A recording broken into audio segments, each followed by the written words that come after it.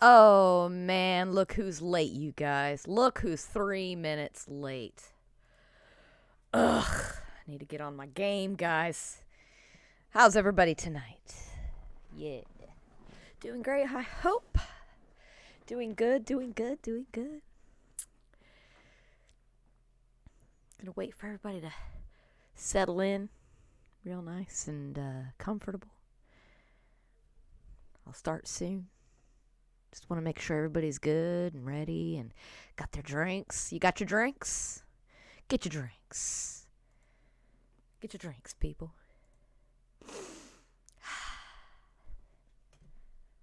I got my drink. Do you have yours? Hey, thank you for the follow, Iconocost. That's a pretty cool name. All liquored up. Nice. Yes. Yes. That is good. Great. All those Kool-Aid jammers.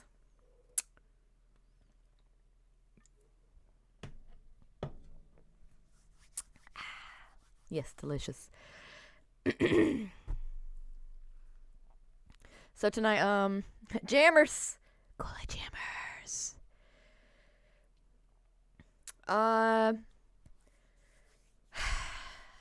Well, that's not right. The latest follower. Okay, so tonight I'm gonna be reading at the Mountains of Madness, by H.P. Lovecraft, of course. It's Miskatonic Monday. So, I'm gonna be doing this in a 2-part series because it is a very long story, very, very long story. And again, I would like to reiterate that I know that Lovecraft was Mops of Madness. I know that Lovecraft was not a product of his time. He was a very problematic person and man and all that. I do my best to take any of this out of stories I read. I am in no way endorsing his thought processes on certain subjects. I just think the stories are really good and scary and creepy. That's all. And of course, there's a person in the chat named Wet Grannies. Hello, Wet Grannies. I'm so happy you're here. Yep. I love it. I love people named Wet Grannies. Sweet.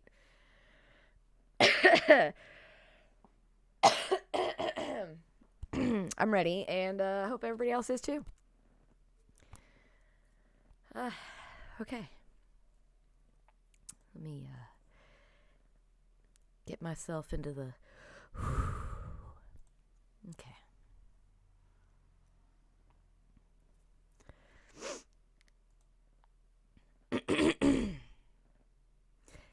At the Mountains of Madness by H.P. Lovecraft. Chapter 1. I am forced into speech because men of science have refused to follow my advice without knowing why.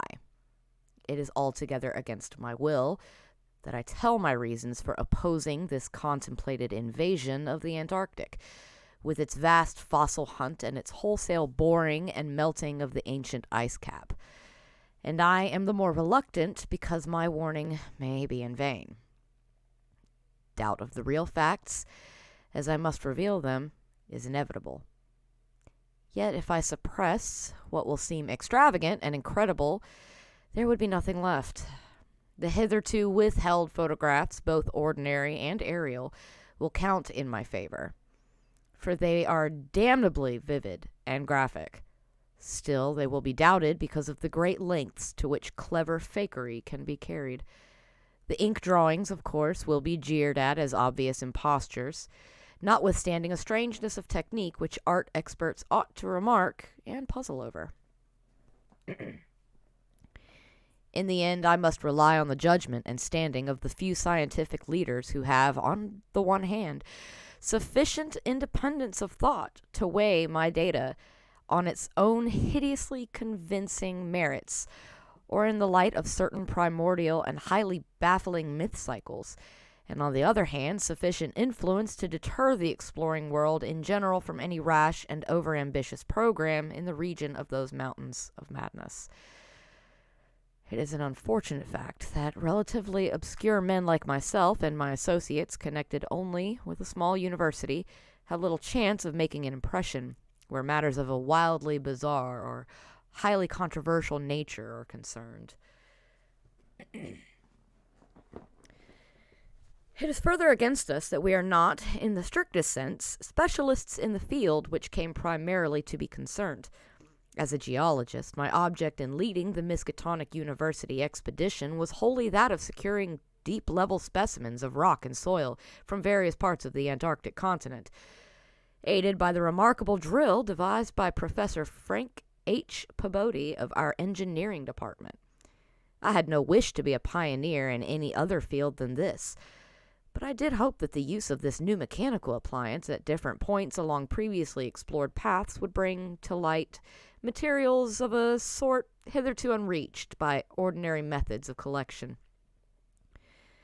Peabody's drilling apparatus, as the public already knows from our reports, was unique and radical in its lightness, portability, and capacity to combine the ordinary artesian drill principle with the principle of the small circular rock drill in such a way as to cope quickly with strata of varying hardness. Steel head, jointed rods, gasoline motor, collapsible wooden derrick, dynamiting paraphernalia, cording, rubbish removal auger, and sectional piping for bores 5 inches wide and up to 1,000 feet deep, all formed, with needed accessories, no greater load than 3 7-dog sleds could carry. This being made possible by the clever aluminum alloy of which most of the metal objects were fashioned. 4 large Dornier airplanes, designed especially for the tremendous altitude flying necessary on the Antarctic plateau, and with the added fuel warming and quick-starting devices worked out by Peabody, could transport our entire expedition from a base at the edge of the Great Ice Barrier to various suitable inland points, and from these points a sufficient quota of dogs would serve us. We planned to cover as great an area as one Antarctic season, or longer, if absolutely necessary, would permit, operating mostly in the mountain ranges and on the plateau south of Ross Sea, regions explored in varying degree by Shackleton, Amundsen, Scott, and Byrd, with frequent changes of camp made by aeroplane and involving distances great enough to be of geological significance. We expected to unearth a quite unprecedented amount of material, especially in the Precambrian strata, of which so narrow a range of Antarctic specimens had previously been secured. We wished also to obtain as great as possible a variety of the upper fossiliferous rocks, since the primal life history of this bleak realm of ice and death is of the highest importance to our knowledge of the Earth's past.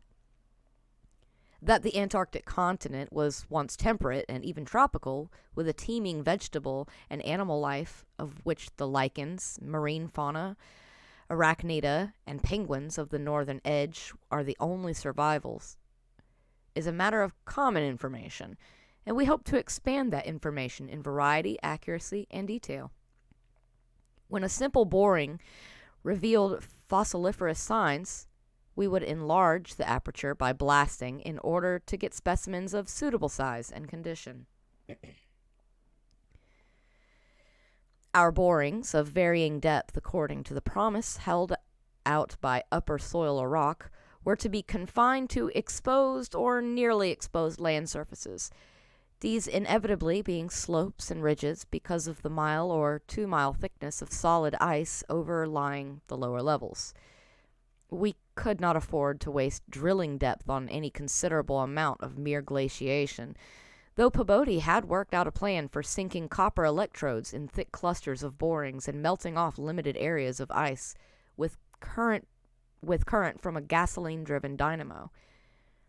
It is this plan, which we could not put into effect except experimentally on an expedition such as ours, that the coming Starkweather Moor expedition proposes to follow despite the warnings I have issued since our return from the Antarctic.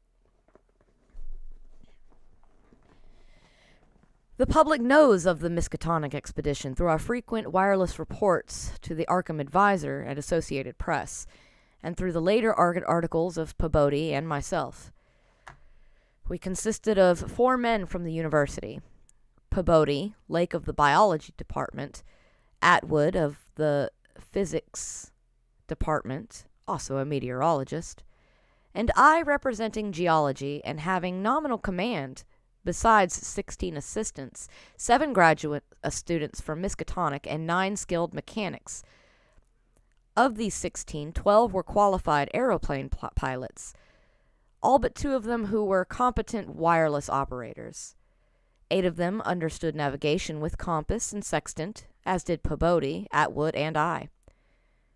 In addition, of course, our 2 ships, wooden ex-whalers, reinforced for ice conditions and having auxiliary steam, were fully manned. The Nathaniel Derby Pickman Foundation, aided by a few special contributions, financed the expedition. Hence, our preparations were extremely thorough, despite the absence of great publicity. The dogs, sledges, machines, camp materials, and unassembled parts of our 5 planes were delivered in Boston, and there our ships were loaded. We were marvelously well equipped for our specific purposes, and in all matters pertaining to supplies, regimen, transportation, and camp construction. We profited by the excellent example of our many recent and exceptionally brilliant predecessors. It was the unusual number and fame of these predecessors which made our own expedition, ample though it was, so little noticed by the world at large.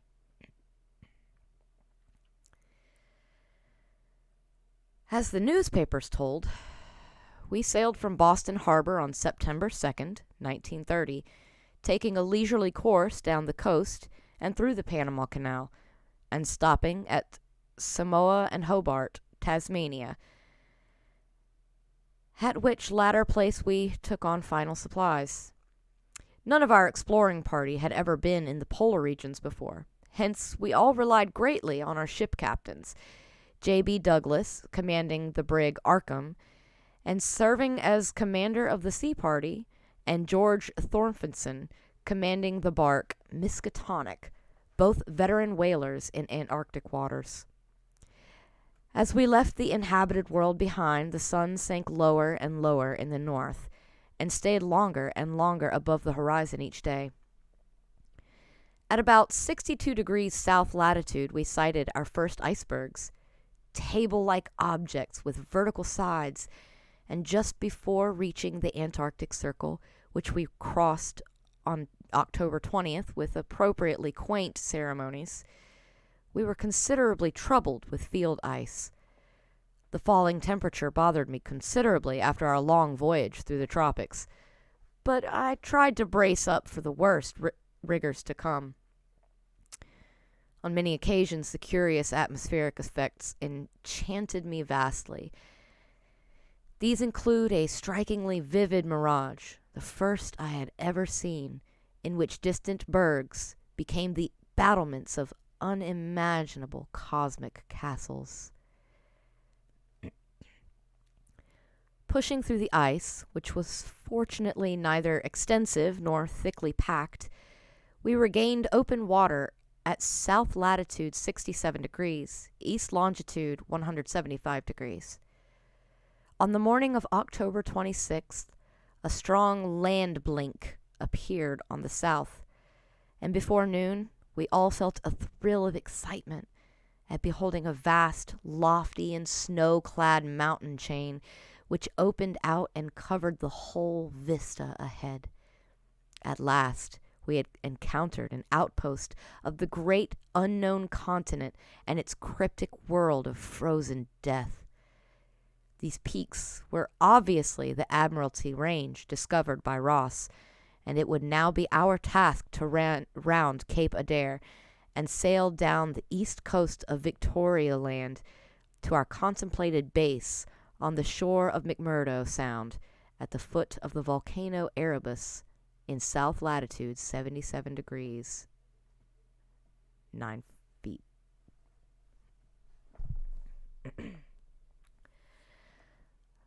The last map of the voyage was vivid and fancy-stirring.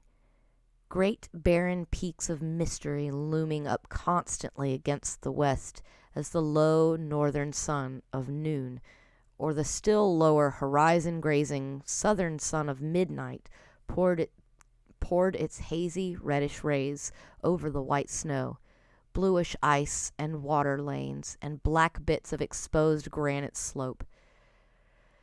Through the desolate summits swept raging, intermittent gusts of terrible Antarctic wind, whose cadences sometimes held vague suggestions of a wild and half-sentient musical piping, with notes extending over a wide range, and which for some subconscious mnemonic reason seemed to me disquieting and even dimly terrible.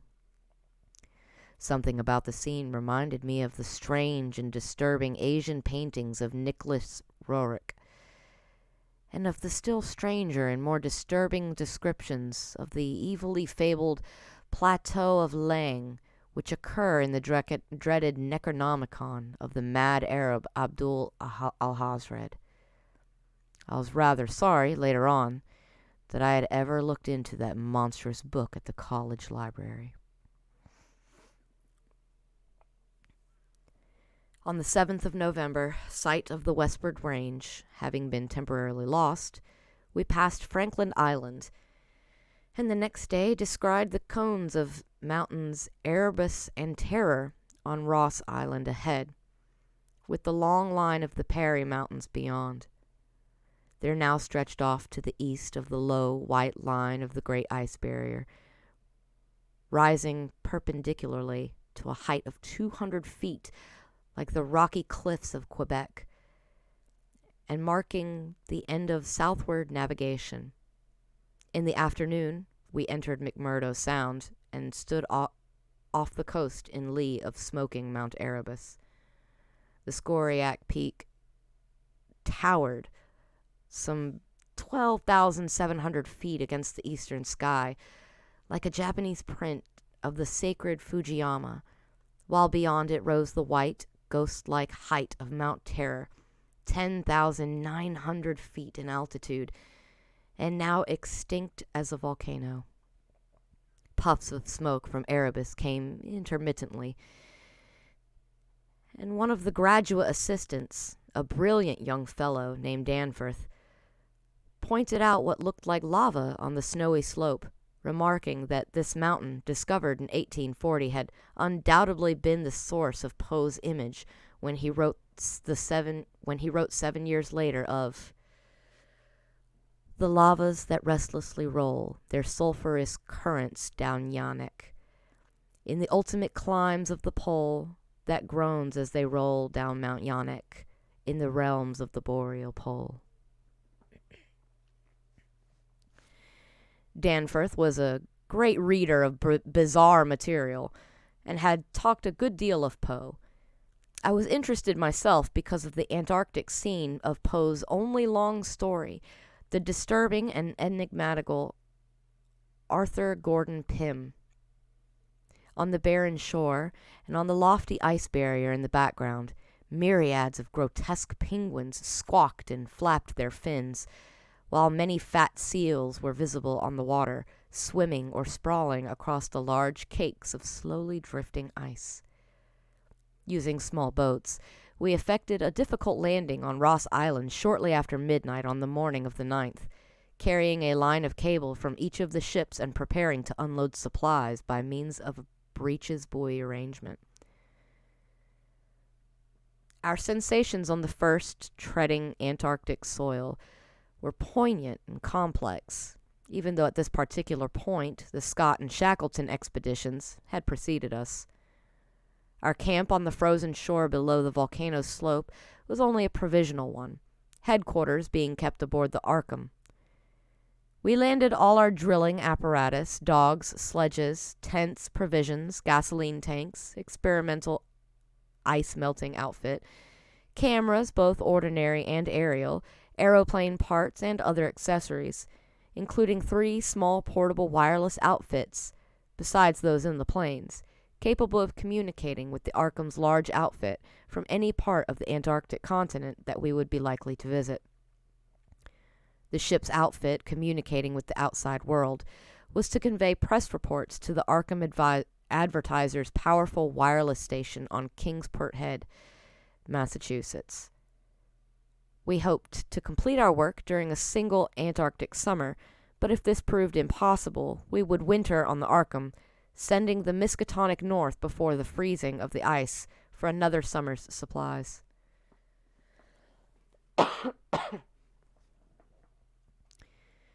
I need not repeat what the newspapers have already published about our early work, of our ascent of Mount Erebus, our successful mineral borings at several points on Ross Island, and the singular speed of which Peabody's apparatus accomplished them, even through solid rock layers, our provisional test of the small ice melting equipment, our perilous ascent of the Great Barrier with sledges and supplies, and our final assembling of 5 huge aeroplanes at the camp atop the barrier. The health of our land party, 20 men and 55 Alaskan sledge dogs, was remarkable, though of course we had so far encountered no really destructive temperatures or windstorms. For the most part, the thermometer varied between 0 and 20 degrees or 25 degrees above, and our experience with New England winters had accustomed us to rigors of this sort. The barrier camp was semi-permanent and destined to be a storage cache for gasoline, provisions, dynamite, and other supplies. Only 4 of our planes were needed to carry the actual exploring material, the 5th being left with a pilot and 2 men from the ships at the storage cache to form a means of reaching us from the Arkham in case all of our exploring planes were lost. Later, when not using all the other planes for moving apparatus, we would employ 1 or 2 in a shuttle transportation service between this cache and another permanent base on the Great Plateau, from 600 to 700 miles southward, beyond Beardmore Glacier. Despite the almost unanimous accounts of appalling winds and tempests that poured down from the plateau, we determined to dispense with intermediate bases, taking our chances in the interest of economy and probable efficiency. Wireless reports have spoken of the breathtaking 4-hour non-stop flight of our squadron on November 21st over the lofty shelf ice with vast peaks rising on the west and the unfathomed silences echoing to the sound of our engines. Wind troubled us only moderately, and our radio compasses helped us through the one opaque fog we encountered. When the vast rise loomed ahead between latitudes 83 degrees and 84 degrees, we knew we had reached Beardmore Glacier, the largest valley glacier in the world, and that the frozen sea was now giving place to a frowning and mountainous coastline. At last, we were truly entering the white, aeon-dead world of the ultimate South, and even as we realized it, we saw the peak of Mount Nansen in the eastern distance, towering up to its height of almost 15,000 feet.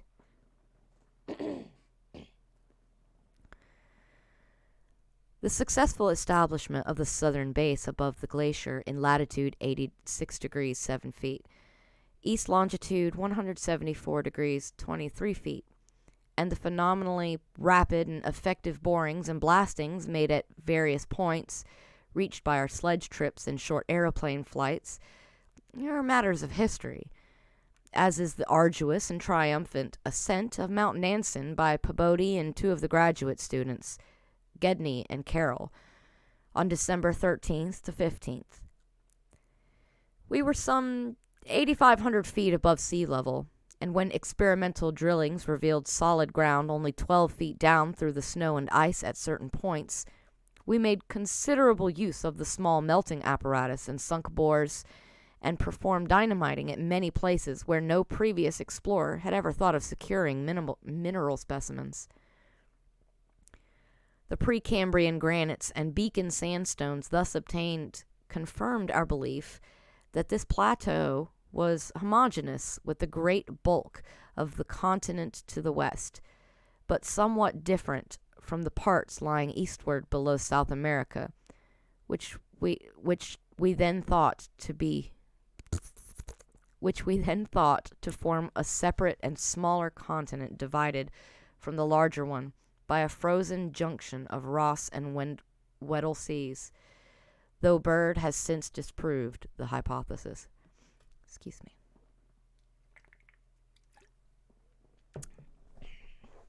Sometimes I have to take a drink. Sorry.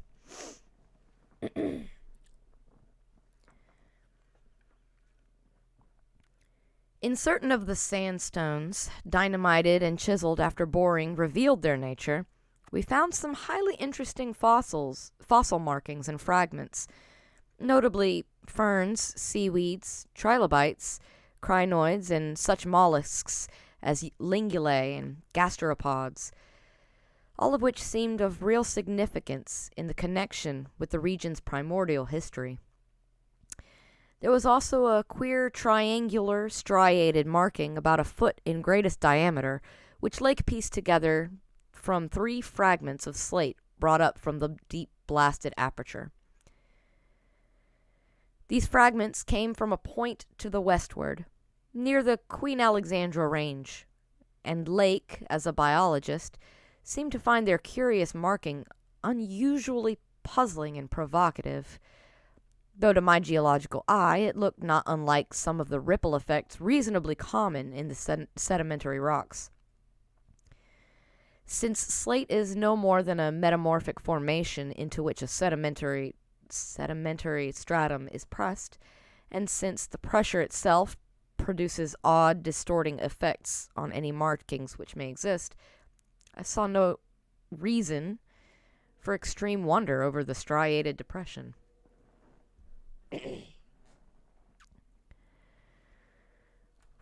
On January 6, 1931, Lake, Peabody, Danforth, and all 6 of the students, 4 mechanics, and I flew directly over the South Pole in 2 of the Great Plains, being forced down once by a sudden high wind which, fortunately, did not develop into a typical storm. This was, as the papers have stated, one of several observation flights, during others of which we tried to discern new topographical features in areas unreached by previous explorers. Our early flights were disappointing in this latter respect, though they afforded us some magnificent examples of the richly fantastic and deceptive mirages of the polar regions, of which our sea voyage had given us some brief foretastes. Distant mountains floated in the sky as enchanted cities, and often the whole white world would dissolve into a gold, silver, and scarlet land of Dunsanian dreams and adventurous expectancy under the magic of the low midnight sun.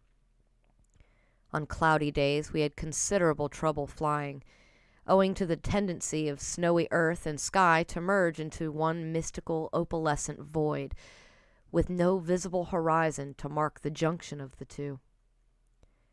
At length we resolved to carry out our original plan of flying 500 miles eastward with all 4 exploring planes and establishing a fresh sub-base at a point which would probably be on the smaller continental division, as we mistakenly conceived it. Geological specimens obtained there would be desirable for purposes of comparison. Our health so far had remained excellent, lime juice well offsetting the steady diet of tinned and salted food, and temperatures generally above 0, enabling us to do without our thickest furs. It was now midsummer, and with haste and care we might be able to conclude work by March and avoid a tedious wintering through the long Antarctic night. Several savage windstorms had burst upon us from the west, but we had escaped damage through the skill of Atwood in devising rudimentary aeroplane shelters and windbreaks of heavy snow blocks, and reinforcing the principal camp buildings with snow. Our good luck and efficiency had indeed been almost uncanny. The outside world knew, of course, of our program, and was also told of Lake's strange and dogged insistence on a westward, or rather northwestward, prospecting trip before our radical shift to the new base. It seems he had pondered a great deal, and with alarmingly radical daring, over that triangular striated marking in the slate, reading into it certain contradictions in nature and geological period, which whetted his curiosity to the utmost, and made him avid to sink more borings and blastings into the west-stretching formation to which the exhumed fragments evidently belonged. He was strangely convinced that the marking was the print of some bulky, unknown, and radically unclassifiable organism of considerably advanced evolution, notwithstanding that the rock which bore it was of so vastly ancient a date, Cambrian, if not actually Precambrian, as to preclude the probable existence not only of all highly evolved life, but of any life at all above the unicellular or at most trilobite stage. These fragments, with their odd marking, must have been 500 million to 1,000 million years old.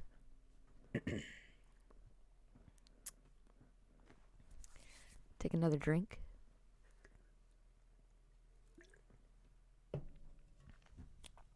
Thanks for the follow, Azriela77.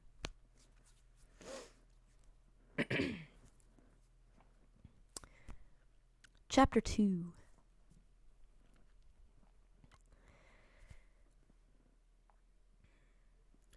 Popular imagination, I judge, responded actively to our wireless bulletins of Lake's start northwestward into regions never trodden by human foot or penetrated by human imagination.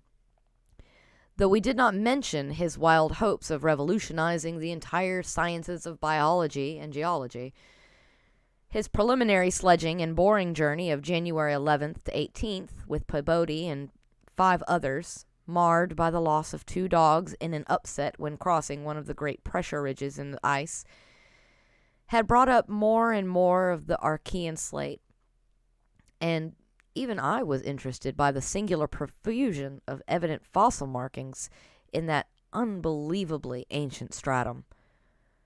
These markings, however, were of very primitive life forms involving no great paradox except that any life forms should occur in rock as definitely Precambrian as this seemed to be. Hence I still failed to see the good sense of Lake's demand for an interlude in our time-saving program, an interlude requiring the use of all 4 planes, many men, and the whole of the expedition's mechanical apparatus. I did not, in the end, veto the plan, though I decided not to accompany the northwestward party, despite Lake's plea for my geological advice. While they were gone, I would remain at the base with Peabody and 5 men and work out final plans for the eastward shift. In preparation for this transfer, one of the planes had begun to move up a good gasoline supply from McMurdo Sound, but this could wait temporarily. I kept with me 1 sledge and 9 dogs, since it is unwise to be at any time without possible transportation in an utterly tenantless world of aeon-long death. Lake's sub-expedition into the unknown, as everyone will recall, sent out its own reports from the short-wave transmitters on the plains, these being simultaneously picked up by our apparatus at the southern base and by the Arkham at McMurdo Sound, whence they were relayed to the outside world on wavelengths up to 50 meters. The start was made January 22nd at 4 a.m., and the first wireless message we received came only 2 hours later, when Lake spoke of descending and starting a small-scale ice melting and bore at a point some 300 miles away from us. 6 hours after, A second and very excited message told of the frantic, beaver-like work whereby a shallow shaft had been sunk and blasted, culminating in the discovery of slate fragments with several markings, approximately like the one which had caused the original puzzlement. 3 hours later, a brief bulletin announced the resumption of the flight in the teeth of a raw and piercing gale, and when I dispatched a message of protest against further hazards, Lake replied curtly that his new specimens made any hazard worth taking. I saw that his excitement had reached the point of mutiny, and that I could do nothing to check this headlong risk of the whole expedition's success. But it was appalling to think of his plunging deeper and deeper into that treacherous and sinister white immensity of tempests and unfathomed mysteries which stretched off for some 1,500 miles to the half-known, half-suspected coastline of Queen Mary and Knox Lands. Then, in about an hour and a half more, came that doubly excited message from Lake's moving plane, which almost reversed my sentiments and made me wish I had accompanied the party. 10:05 p.m. on the wing. After snowstorm, have spied mountain range ahead higher than any hitherto seen. May equal Himalayas, allowing for height of plateau. Probable latitude 76 degrees 15 feet, longitude 113 degrees 10 feet east. Reaches far as can see to right and left. Suspicion of 2 smoking cones. All peaks black and bare of snow. Gale blowing off them impedes navigation. After that, Pabodie, the men, and I hung breathlessly over the receiver. Thought of this titanic mountain rampart 700 miles away inflamed our deepest sense of adventure, and we rejoiced that our expedition, if not ourselves personally, had been its discoverers. In half an hour, Lake called us again. Moulton's plane forced down a plateau and foothills, but nobody hurt and perhaps can repair. Shall transfer essentials to other 3 for return or further moves if necessary, but no more heavy plane travel needed just now. Mountains surpass anything in imagination. Am going up scouting in Carroll's plane, with all weight out. You can't imagine anything like this. Highest peaks must go over 35,000 feet. Everest out of the running. Atwood to work out height with theodolite, while Carroll and I go up. Probably wrong about cones, for formations look stratified. Possibly Precambrian slate, with other strata mixed in. Queer skyline effects. Regular sections of cubes clinging to highest peaks. Whole thing marvelous in red gold light of low sun, like land of mystery in a dream or gateway to forbidden world of untrodden wonder. Wish you were here to study. Though it was technically sleeping time, not one of us listeners thought for a moment of retiring.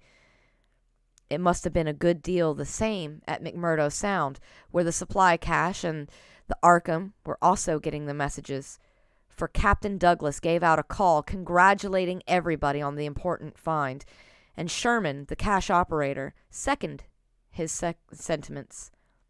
We were sorry, of course, about the damaged aeroplane, but hoped that it could be easily mended. Then, at 11 p.m., came another call from Lake. Up with Carroll over highest foothills. Don't dare try really tall peaks in present weather, but shall later. Frightful work climbing, and hard going at this altitude, but worth it. Great range, fairly solid, hence can't get any glimpses beyond. Main summits exceed Himalayas, and very queer. Range looks like Precambrian slate, with plain signs of many other upheaved strata. Was wrong about volcanism. Goes farther in either direction than we can see. swept clear of snow above about 21,000 feet, odd formations on slopes of highest mountains, great low square blocks with exactly vertical sides, and rectangular lines of low vertical ramparts, like the old Asian castles clinging to steep mountains in Rorik's paintings. Impressive from a distance. Flew close to some, and Carol thought they were formed of smaller separate pieces, but that is probably weathering. Most edges crumbled and rounded off as if exposed to storms and climate changes for millions of years.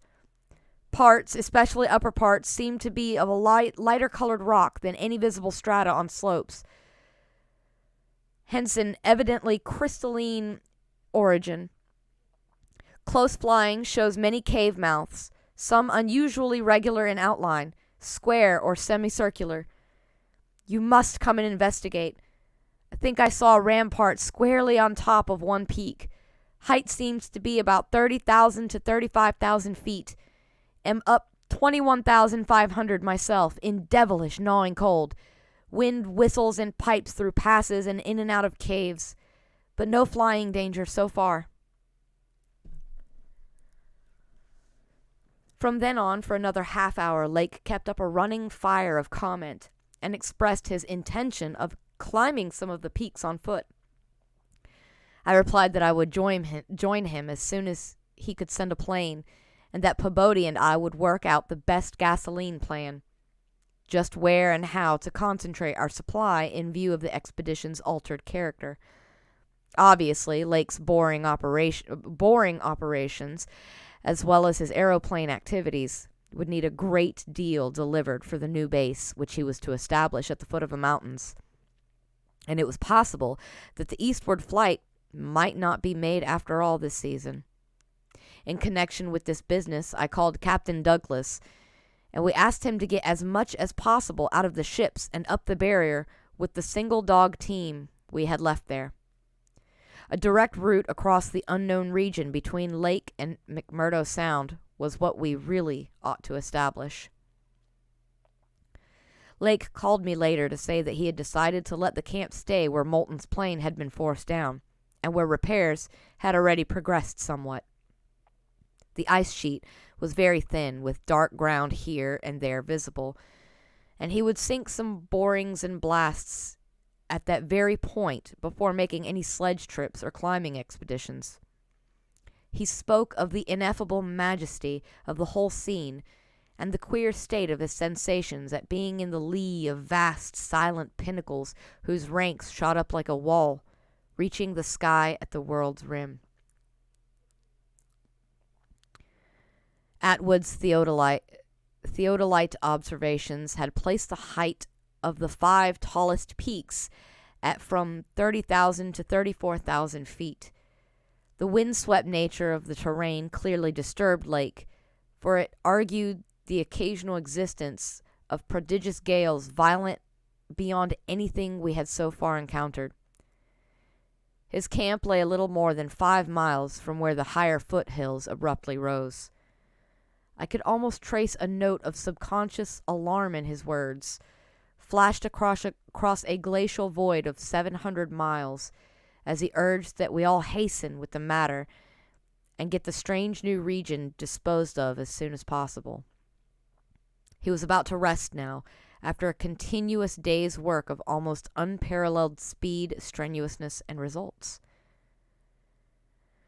In the morning, I had a 3-cornered wireless talk with Lake and Captain Douglas at their widely separated bases, and it was agreed that one of Lake's planes would come to my base for Pabodie, the 5 men, and myself, as well as for all the fuel it could carry.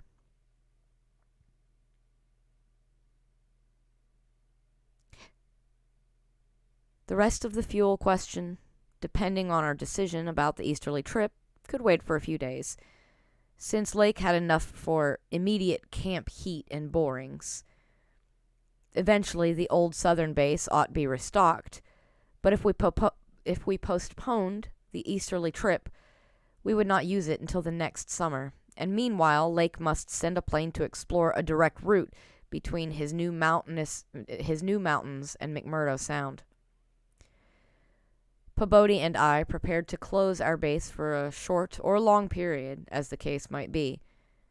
If we wintered in the Antarctic, we would probably fly straight from Lake's base to the Arkham without returning to this spot.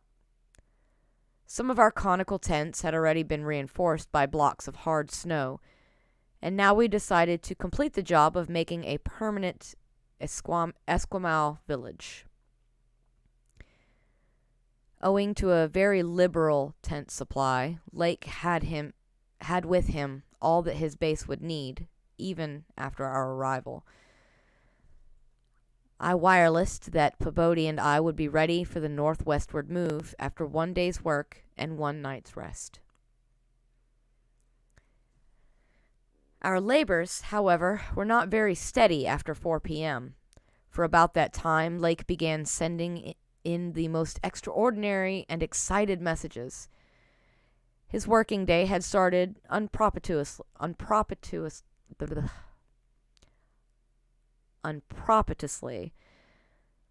since an aeroplane survey of the nearly exposed rock surfaces showed an entire absence of those Archean and primordial strata for which he was looking, and which formed so great a part of the colossal peaks that loomed up at a tantalizing distance from the camp.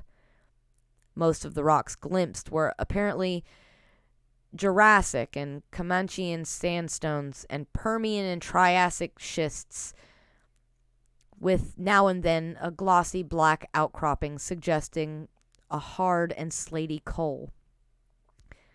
This rather discouraged Lake, whose plans all hinged on unearthing specimens more than 500 million years older.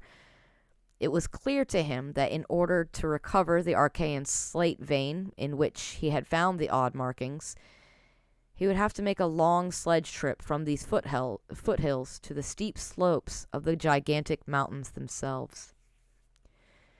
He had resolved, nevertheless, to do some local boring as part of the expedition's general program, hence set up the drill and put 5 men to work with it while the rest finished setting the camp and repairing the damaged aeroplane. The softest visible rock, a sandstone about 1/4 of a mile from the camp, had been chosen for the first sampling, and the drill made excellent progress without much supplementary blasting. It was about 3 hours afterward, following the first really heavy blast of the operation, that the shouting of the drill crew was heard, and that young Gedney, the acting foreman, rushed into the camp with the startling news. They had struck a cave. Early in the boring, the sandstone had given place to a vein of Comanchean limestone, full of minute fossil cephalopods, corals, echini, and spirifera, and with occasional suggestions of siliceous sponge and marine vertebrate bones, the latter probably of the teleosts, sharks, and ganoids. This in itself was important enough, as affording the first vertebrate fossils the expedition had yet secured. But when shortly afterward the drill head dropped through the stratum into apparent vacancy, a wholly new and doubly intense wave of excitement spread among the excavators. A good-sized blast had laid open the subterranean secret, and now, through a jagged aperture perhaps 5 feet across and 3 feet thick, there yawned before the avid searchers a section of shallow limestone hollowing, worn more than 50 million years ago by the trickling groundwaters of a bygone tropic world. The hollowed layer was not more than 7 or 8 feet deep, but extended off indefinitely in all directions, and had a fresh, slightly moving air which suggested its membership in an extensive subterranean system. Its roof and floor were abundantly equipped with large stalactites and stalagmites, some of which met in columnar form, but important above all else was the vast deposit of shells and bones which in places nearly choked the passage. Washed down from unknown jungles of Mesozoic tree ferns and fungi, and forests of tertiary cycads, fan palms, and primitive angiosperms. This osseous medley contained representatives of more Cretaceous, Eocene, and other animal species than the great paleontologist could have counted or classified in a year. Mollusks, crustacean armor, fishes, amphibians, reptiles, birds, and early mammals, great and small, known and unknown. No wonder Gedney ran back to the camp shouting, and no wonder everyone else dropped work and rushed headlong through the biting cold to where the tall derrick marked a new-found gateway to secrets of inner earth and vanished aeons. Thanks for following, Big Doink Batty. I'm going to take a sip of my drink. Big Doinks in Amish.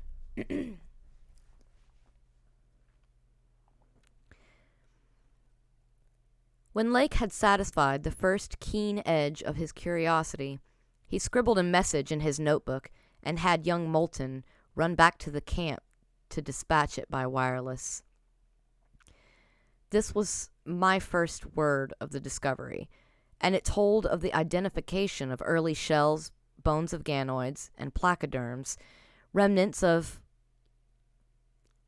labyrinthodonts and thecodonts, great mosasaur skull fragments, dinosaur vertebrae and armor plates, pterodactyl teeth and wing bones, the Archaeopteryx debris, Miocene shark's teeth, primitive bird skulls, and skulls, vertebrae, and other bones of archaic mammals such as Paleotheres, Xiphodons, Dinoceroses, Eohippi, Oreodons, and Titanotheres. There was nothing as recent as a mastodon, elephant, true camel, deer, or bovine animal. Hence, Lake concluded that the last deposits had occurred during the Oligocene age, and that the hollowed stratum had lain in its present dried, dead, and inaccessible state for at least 30 million years. On the other hand, the prevalence of very early life forms was singular in the highest degree, though the limestone formation was, on the evidence of such typical embedded fossils as ventriculites, positively and unmistakably Comanchean and not a particle earlier. The three fragments in the hollow space included a surprising proportion from organisms hitherto considered as peculiar to far older periods. Even rudimentary fishes, mollusks, and corals as remote as the Silurian or Ordovician. The inevitable inference was that in this part of the world there had been a remarkable and unique degree of continuity between the life of over 300 million years ago and that of only 30 million years ago. How far this continuity had extended beyond the Oligocene age, when the cavern was closed, was of course past all speculation. In any event, the coming of the frightful ice in the Pleistocene age, some 500,000 years ago, a mere yesterday as compared with the age of this cavity, must have put an end to any of the primal forms which had locally managed to outlive their common terms. Lake was not content to let his first message stand, but had another bulletin written and dispatched across the snow to the camp before Moulton could get back. After that, Moulton stayed at the wireless in one of the planes, transmitting to me and to the Arkham for relaying to the outside world the frequent postscripts which Lake sent him by succession of messengers. Those who followed the newspapers will remember the excitement created among men of science by that afternoon's reports which have finally led, after all these years, to the organization of that very Starkweather Moor expedition which I am so anxious to dissuade from its purposes. I had better give the messages literally as Lake sent them, And as our base operator, McTighe, translated them from his pencil shorthand. Fowler makes discovery of highest importance in sandstone and limestone fragments from blasts. Several distinct triangular striated prints, like those in Archean slate, proving that source survived from over 600 million years ago to Comanchean times without more than moderate morphological changes and decrease in average size. Comanchean prints apparently more primitive or decadent, if anything, than the older ones. Emphasize importance of discovery in press. Will mean to biology what Einstein has meant to mathematics and physics. Joins up with my previous work and amplifies conclusions. Appears to indicate, as I suspected, that Earth has seen a whole cycle or cycles of organic life before known that begins with Archaeozoic cells. Was evolved and specialized not later than 1,000 million years ago, when planet was young and recently uninhabitable for any life forms or normal protoplasmic structure. Question arises when, where, and how development took place. Later, examining certain skeletal fragments of large land and marine saurians and primitive mammals, found singular local wounds or injuries to bony structure not attributable to any known predatory or carnivorous animal of any period, of two sorts: straight, penetrant bores and apparently hacking incisions. 1 or 2 cases of cleanly severed bone. Not many specimens affected. Am sending to camp for electric torches. Will extend search area underground by hacking away stalactites. Still later, have found peculiar soapstone fragment about 6 inches across and 1.5 inches thick, wholly unlike any visible local formation. Greenish, but no evidences to place its period. Has curious smoothness and regularity, shaped like 5-pointed star with tips broken off, and signs of other cleavage at inward angles and in center of surface. Small smooth depression in center of unbroken surface. Arouses much curiosity as to the source and weathering. Probably some freak of water action. Carroll, with magnifier, thinks he can make out additional markings of geologic significance. Groups of tiny dots in regular patterns. Dogs growing uneasy as we work, and seem to hate this soapstone. Must see if it has any peculiar odor. Will report again when Mills gets back with light and we start on underground area. 10:15 p.m. Important discovery. Orendorff and Watkins, working underground at 9:45 with light, found monstrous barrel-shaped fossil of wholly unknown nature, probably vegetable unless overgrown specimen of unknown marine radiata. Tissue evidently preserved by mineral salts.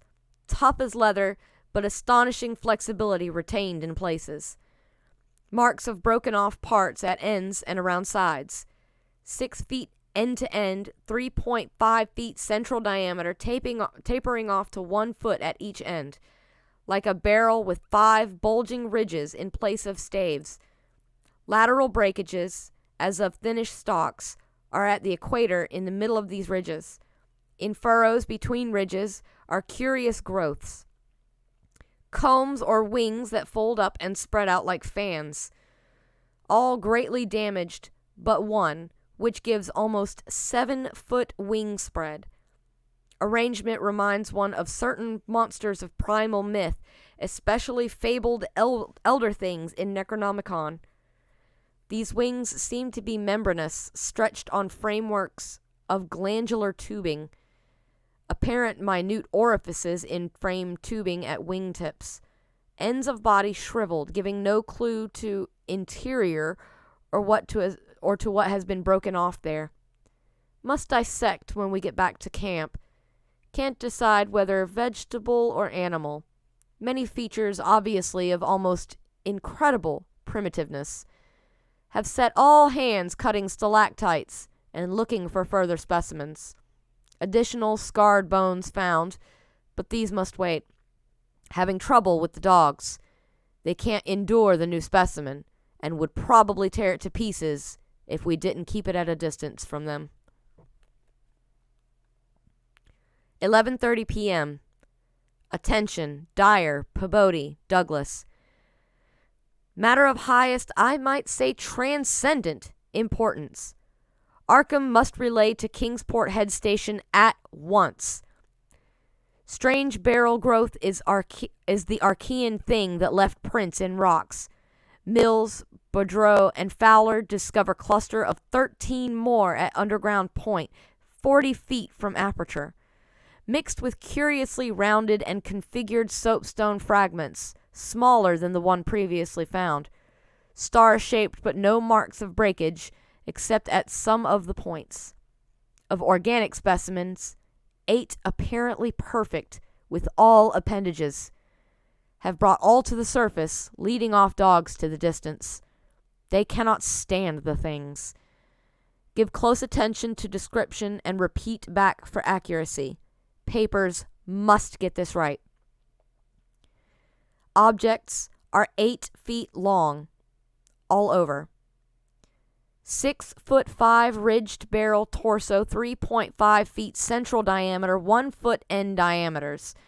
Dark gray, flexible, and infinitely tough. 7-foot membranous wings of same color, found folded, spread out of furrows between ridges. Wing framework tubular or glandular of lighter gray with orifices at wingtips. Spread wings have serrated edge.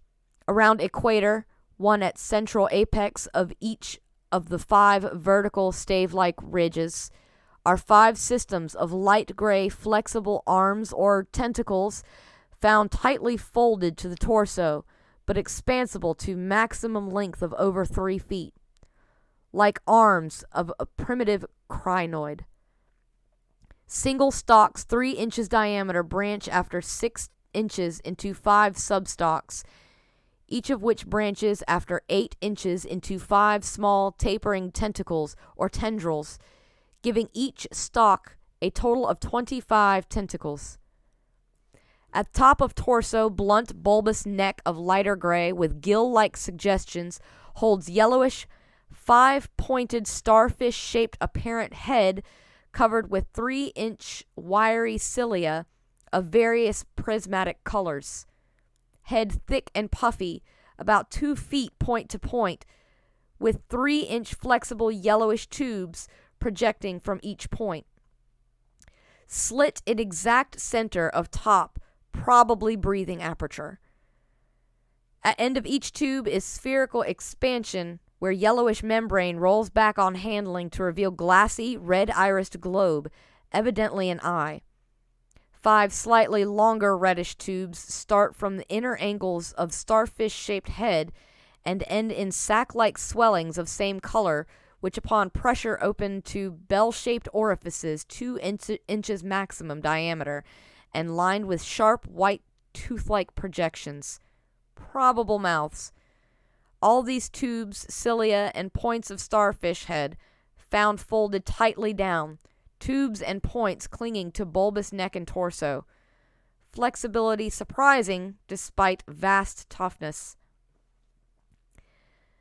At bottom of torso, rough but dissimilarly functioning counterparts of head arrangements exist. Bulbous light gray pseudo-neck, without gill suggestions, holds greenish 5-pointed starfish arrangement. Tough muscular arms 4 feet long and tapering from 7 inches diameter at base to about 2.5 at point.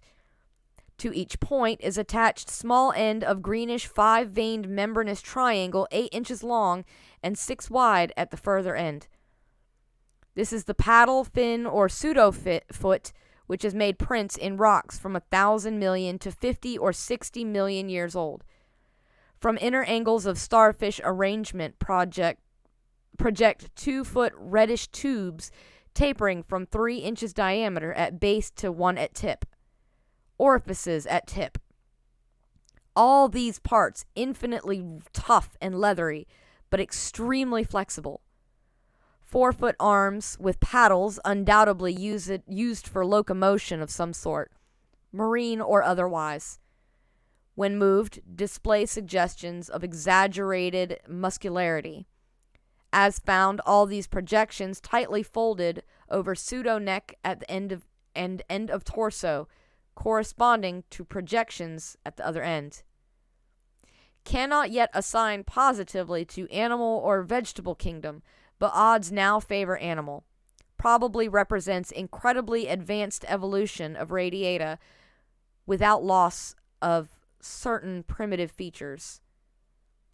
Echinoderm resemblances unmistakable despite local contradictory evidences. Wing structure puzzles in view of probable marine habitat, but may have use in water navigation. Symmetry is curiously vegetable-like, suggesting vegetables' essentially up and down structure rather than animals' fore and aft structure. Fabulously early date of evolution, preceding even simplest archaean protozoa hitherto known, baffles all conjecture as to origin.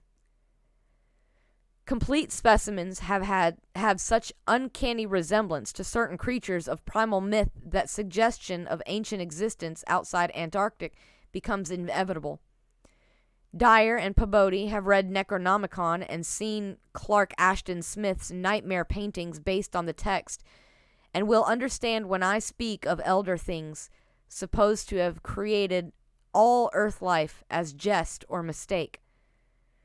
Students have always thought conception formed from morbid imaginative treatment of very ancient tropical radiata, also like prehistoric folklore things Wilmarth has spoken of, Cthulhu occult appendages, etc.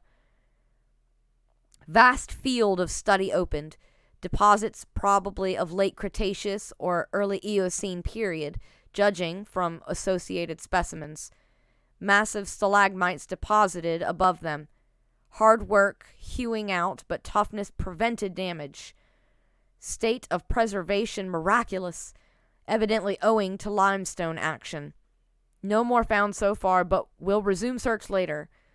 Job now to get 14 huge specimens to camp without dogs, which bark furiously and can't be trusted near them. With 9 men, 3 left to guard the dogs, we ought to manage the 3 sledges fairly well, though wind is bad. Must establish plain communication with McMurdo Sound and begin shipping material. But I've got to dissect one of these things before we take on any rest. Wish I had a real laboratory here. Dyer better kick himself for having tried to stop my westward trip. First the world's greatest mountains, and then this. If this isn't the high spot of the expedition, I don't know what is. We're made scientifically. Congrats, Peabody, on the drill that opened up the cave. Now will Arkham please repeat description?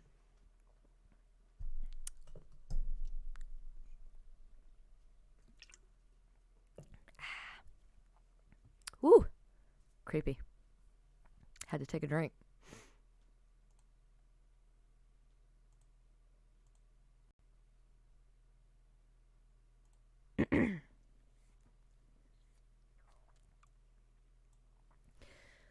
The sensations of Peabody and myself at the receipt of this report were almost beyond descriptions. Nor were our companions much behind us in enthusiasm. McTighe, who had hastily translated a few high spots as they came from the droning receiving set, wrote out the entire message from his shorthand version as soon as Lake's operator signed off. All appreciated the epic-making significance of the discovery, and I sent Lake congratulations as soon as Arkham's operator had repeated back the descriptive parts as requested. And my example was followed by Sherman from his station at the McMurdo Sound supply cache, as well as by Captain Douglas of the Arkham. Later, as head of the expedition, I added some remarks to be relayed through the Arkham to the outside world. Of course, rest was an absurd thought amidst this excitement, and my only wish was to get to Lake's camp as quickly as I could. It disappointed me when he sent word that a rising mountain gale made early aerial travel impossible. But within an hour and a half, interest again rose to banish disappointment. Lake was sending more messages and told of the completely successful transportation of the 14 great specimens to the camp. It had been a hard pull, for the things were surprisingly heavy, but 9 men had accomplished it very neatly. Now some of the party were hurriedly building a snow corral at a safe distance from the camp, to which the dogs could be brought for greater convenience in feeding. The specimens were laid out on the hard snow near the camp, save for one on which Lake was making crude attempts at dissection. This dissection seemed to be a greater task than had been expected, for despite the heat of a gasoline stove in the newly raised laboratory tent, the deceptively flexible tissues of the chosen specimen, a powerful and intact one, lost nothing of their more than leathery toughness. Lake was puzzled as to how he might make the requisite incisions without violence destructive enough to upset all the structural niceties he was looking for. He had, it is true, 7 more perfect specimens, but these were too few to use up recklessly unless the cave might later yield an unlimited supply.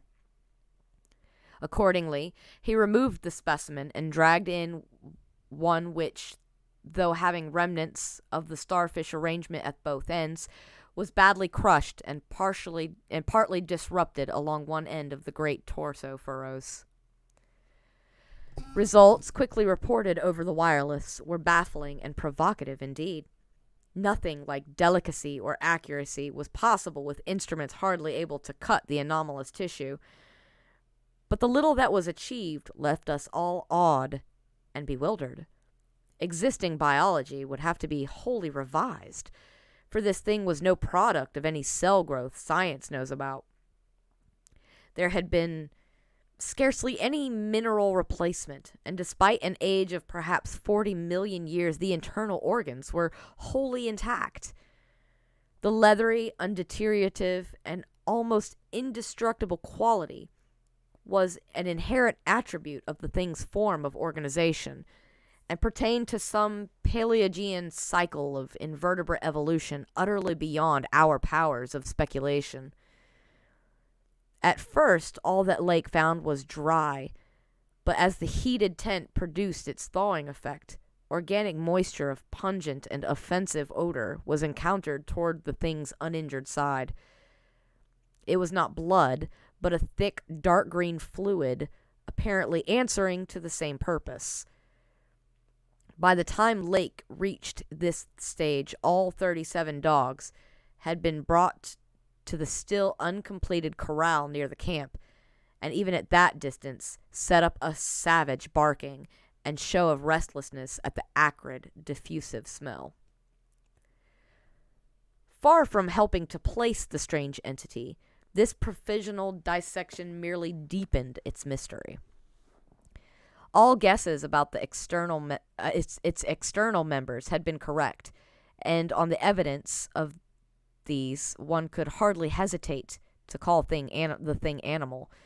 But internal inspection brought up so many vegetable evidences that Lake was left hopelessly at sea. It had digestion and circulation, and eliminated waste matter through the reddish tubes of its starfish-shaped base.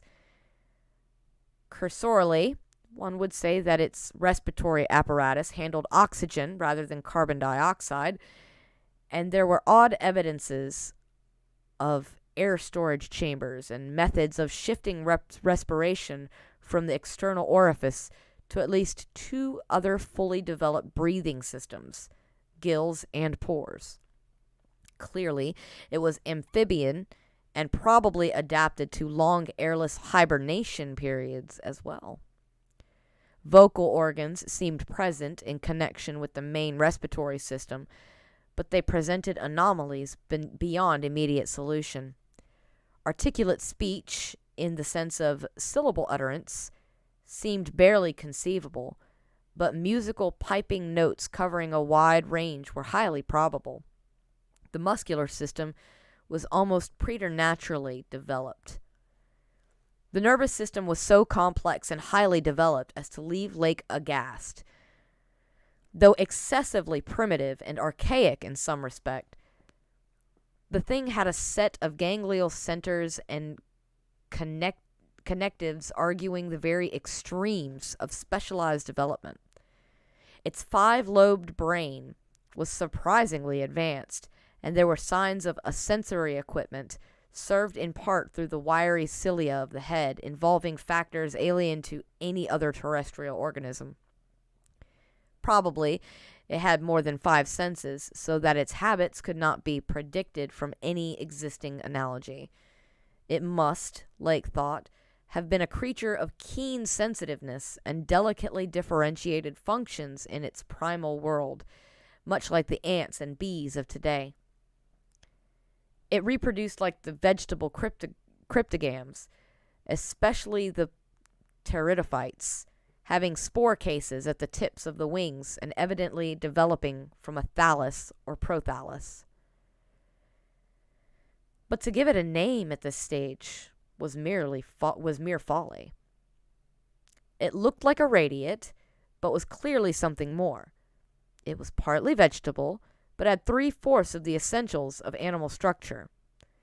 That it was marine in origin, its symmetrical contour and certain other attributes clearly indicated. Yet one could not be exact as to the limit of its later adaptations. The wings, after all, held a persistent suggestion of the aerial. How could it have undergone its tremendously complex evolution on a newborn Earth in time to leave prints in Archean rocks was so far beyond conception as to make Lake whimsically recall the primal myths about the great old ones who filtered down from the stars and concocted Earth life as a joke or mistake, and the wild tales of cosmic hill things from outside told by a folklorist colleague in Miskatonic's English department. Naturally, he considered the possibility of Precambrian prints having been made by a less evolved ancestor of the present specimens, but quickly rejected this as too facile theory upon considering the advanced structural qualities of the older fossils. If anything, the later contours showed decadence rather than higher evolution. The size of the pseudo-feet had decreased, and the whole morphology seemed coarsened and simplified. Moreover, the nerves and organs, just examined, held singular suggestions of retrogression from forms still more complex. Atrophied and vestigial parts were surprisingly prevalent. Altogether, little could be said to have been solved, and Lake fell back on mythology for a provisional name, jocosely dubbing his finds the Elder Ones. At about 2:30 a.m., having decided to postpone further work and get a little rest, he covered the dissected organism with a tarpaulin, emerged from the laboratory tent, and studied the intact specimens with renewed interest. The ceaseless Antarctic sun had begun to limber up their tissues a trifle, so that the head points and tubes of 2 or 3 showed signs of unfolding, but Lake did not believe that there was any danger of immediate decomposition in the almost sub-zero air. He did, however, move all the undissected specimens closer together and throw a spare tent over them in order to keep off the direct solar rays. That would also help to keep their possible scent away from the dogs, whose hostile unrest was really becoming a problem even at their substantial distance and behind the higher and higher snow walls, which an increased quota of men were hastening to raise around their quarters. He had to weigh down the corners of the tent cloth with heavy blocks of snow to hold it in place amidst the rising gale, for the Titan mountains seemed about to deliver some gravely severe blasts.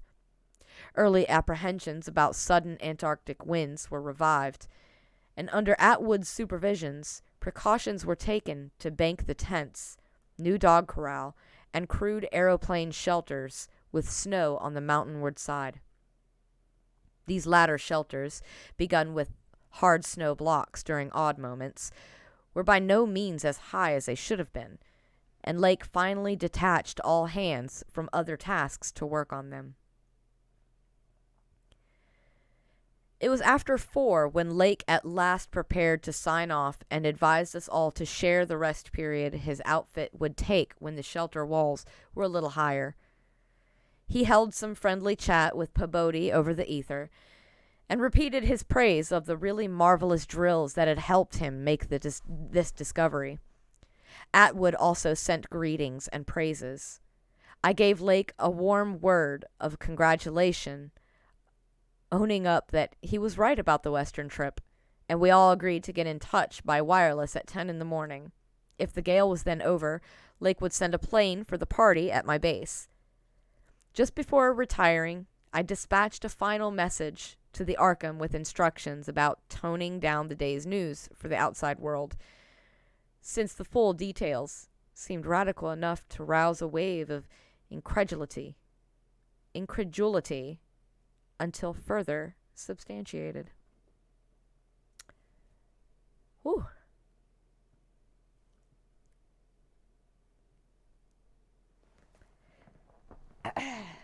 Take a quick drink break between chapters here. Oh my gosh, guys. Oh my gosh.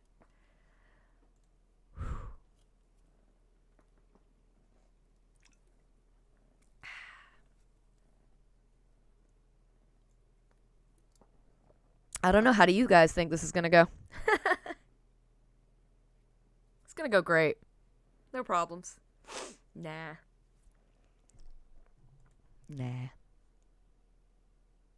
It'll be fine. Totally fine.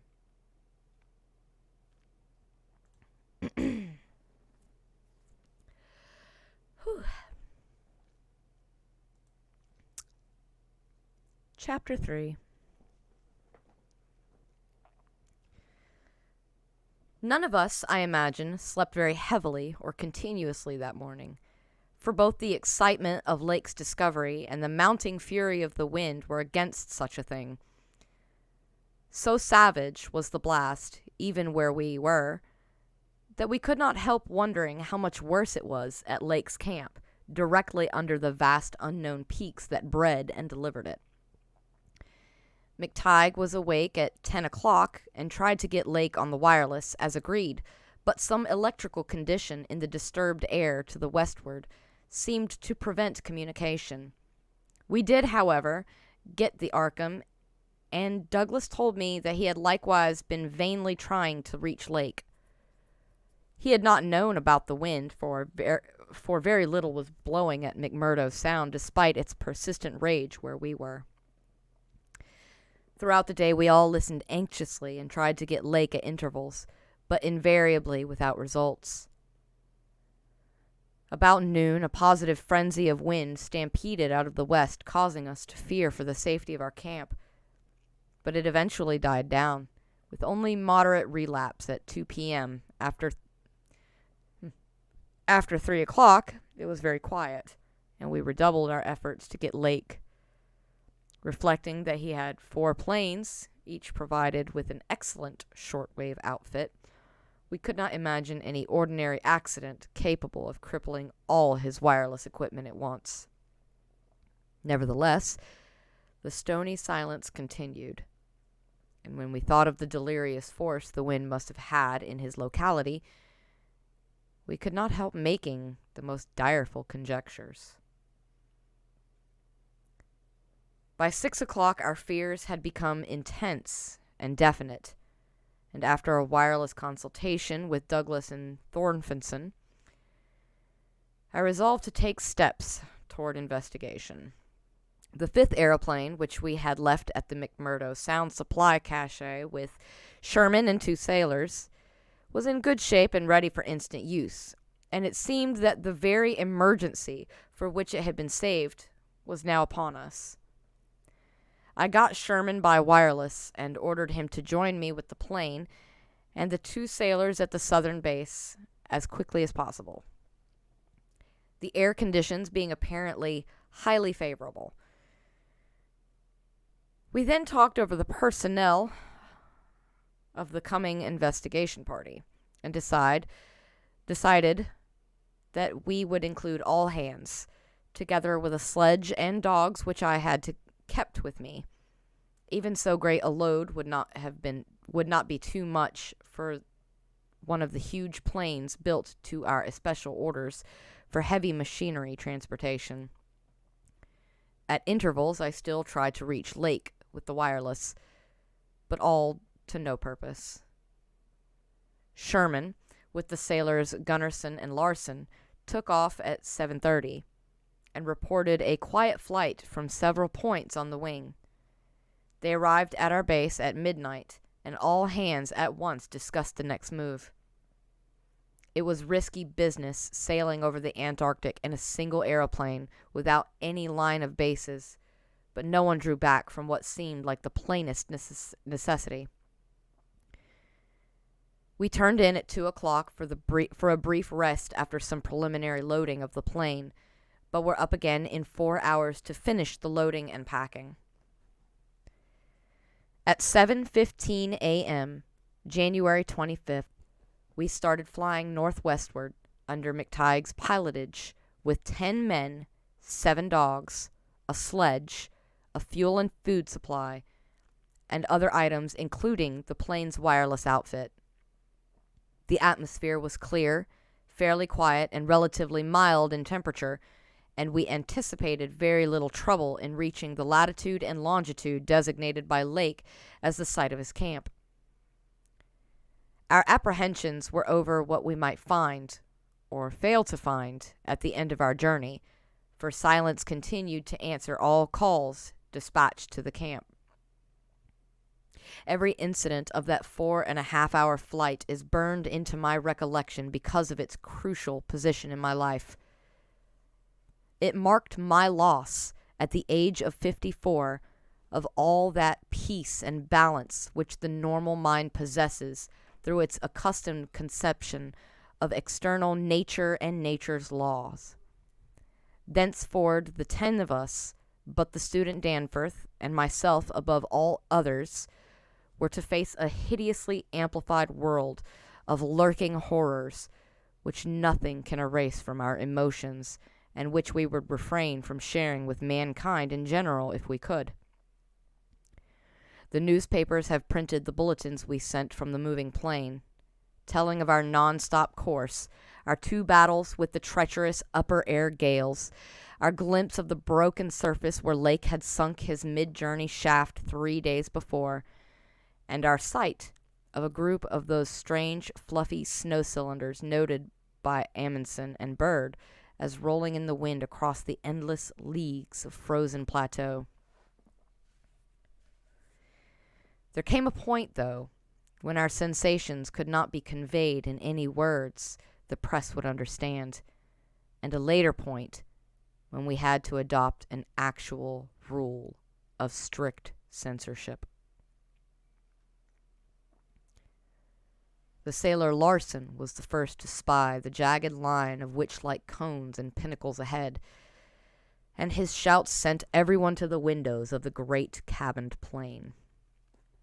Despite our speed, they were very slow in gaining prominence, hence we knew that they must be infinitely far off and visible only because of their abnormal height. Little by little, however, they rose grimly into the western sky, allowing us to distinguish various bare, bleak, blackish summits, and to catch the curious sense of fantasy which they inspired as seen in the reddish Antarctic light against the provocative background of iridescent ice dust clouds. In the whole spectacle, there was a persistent, pervasive hint of stupendous secrecy and potential revelation, as if these stark nightmare spires marked the pylons of a frightful gateway into forbidden spheres of dream, and complex gulfs of remote time, space, and ultradimensionality.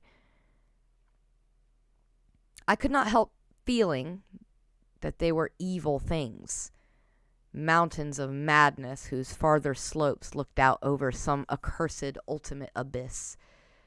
That seething, half-luminous cloud background held ineffable suggestions of a vague, ethereal beyondness far more than terrestrially spatial, and gave appalling reminders of the utter remoteness, separateness, desolation, and aeon-long death of this untrodden and unfathomed austral world. It was young Danforth who drew our notice to the curious regularities of the higher mountain skyline.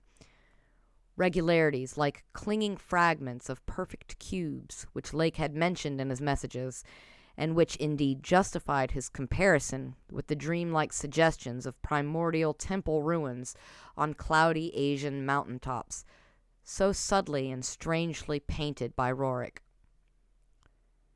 There was indeed something hauntingly Roerich-like about this whole unearthly continent of mountainous mystery.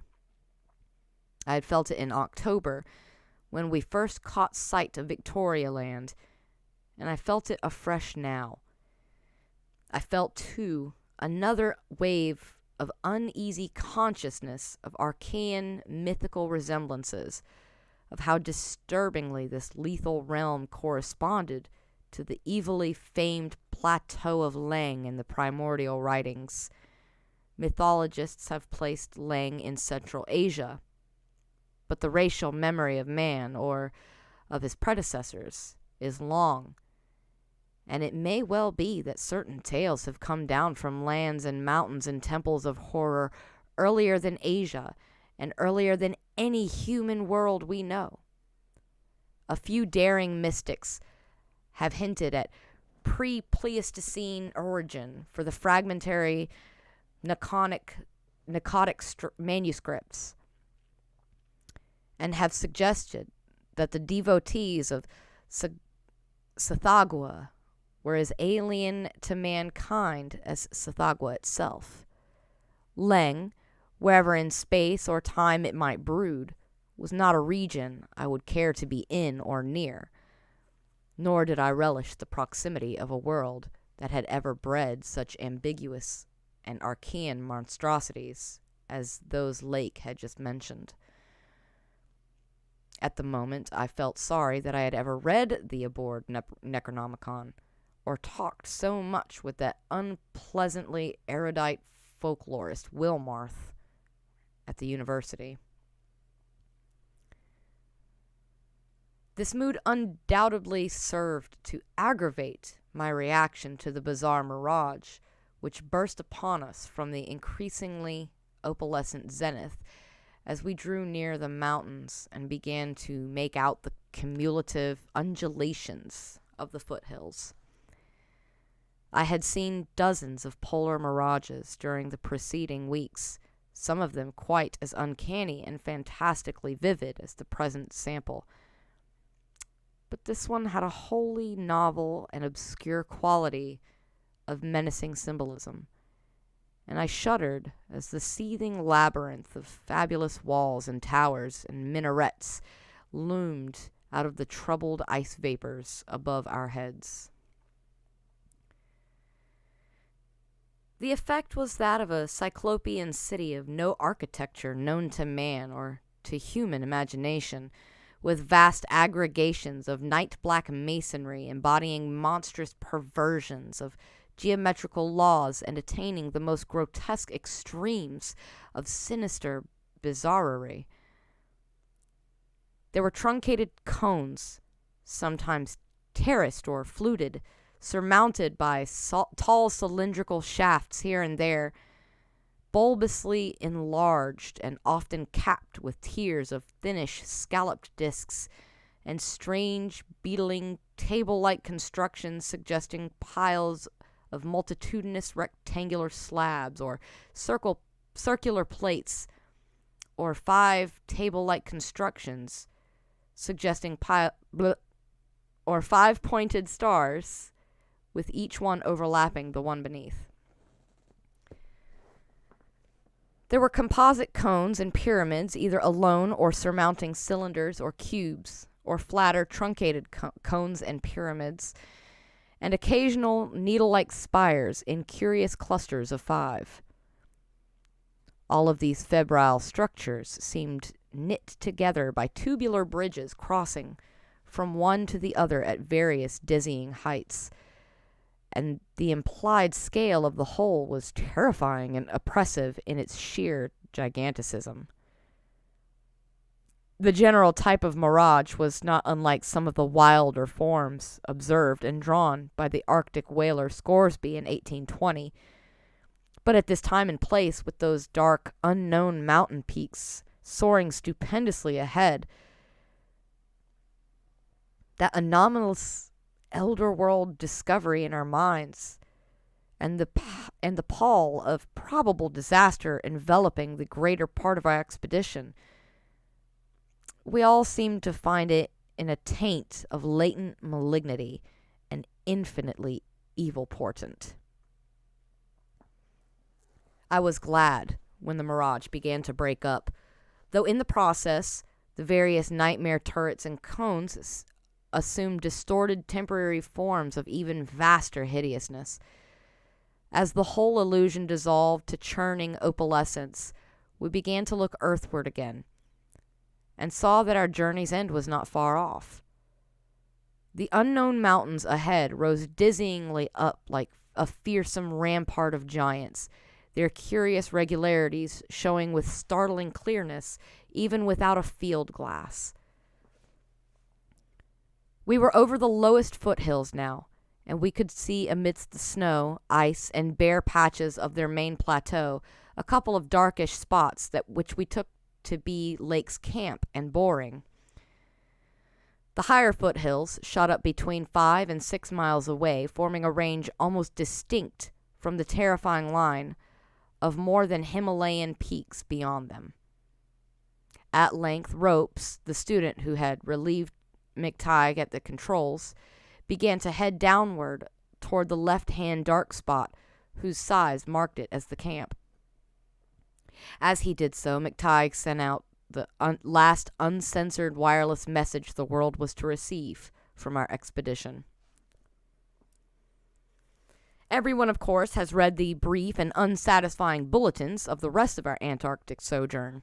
Some hours after our landing, we sent a guarded report of the tragedy we found, and reluctantly announced the wiping out of the whole lake party by the frightful wind of the preceding day or of the night before that. 11 known dead, young Gedney missing. People pardoned our hazy lack of details through realization of the shock the sad event must have caused us, and believed us when we explained that the mangling action of the wind had rendered all 11 bodies unsuitable for transportation outside. Indeed, I flatter myself that even in the midst of our distress, utter bewilderment, and soul-clutching horror, we scarcely went beyond the truth in any specific instance. The tremendous significance lies in what we dared not tell. What I would not tell now, but for the need of warning others off from nameless terrors. It is a fact that the wind had wrought dreadful havoc. Whether all could have lived through it, even without the other thing, is gravely open to doubt. The storm, with its fury of madly driven ice particles, must have been beyond anything our expedition had encountered before. One aeroplane shelter, all, it seems, had been left in far too flimsy and inadequate state, was nearly pulverized, and the derrick at the distant boring was entirely shaken to pieces. The exposed metal of the grounded planes and drilling machinery was bruised to a high polish, and 2 of the small tents were flattened despite their snow banking. Wooden surfaces left out in the blast were pitted and denuded of paint, and all signs of tracks in the snow were completely obliterated. It is also true that we found none of the Archean biological objects in a condition to take outside as a whole. We did gather some minerals from a vast tumbled pile, including several of the greenish soapstone fragments, whose odd 5-pointed rounding and faint patterns of grouped dots caused so many doubtful comparisons, and some fossil bones, among which were the most typical of the curiously injured specimens. None of the dogs survived, their hurriedly built snow enclosure near the camp being almost wholly destroyed. The wind may have done that, though the greater breakage on the side next the camp, which was not the windward one, suggests an outward leap or break of the frantic beasts themselves. All 3 sledges were gone, and we have tried to explain that the wind may have blown them off into the unknown.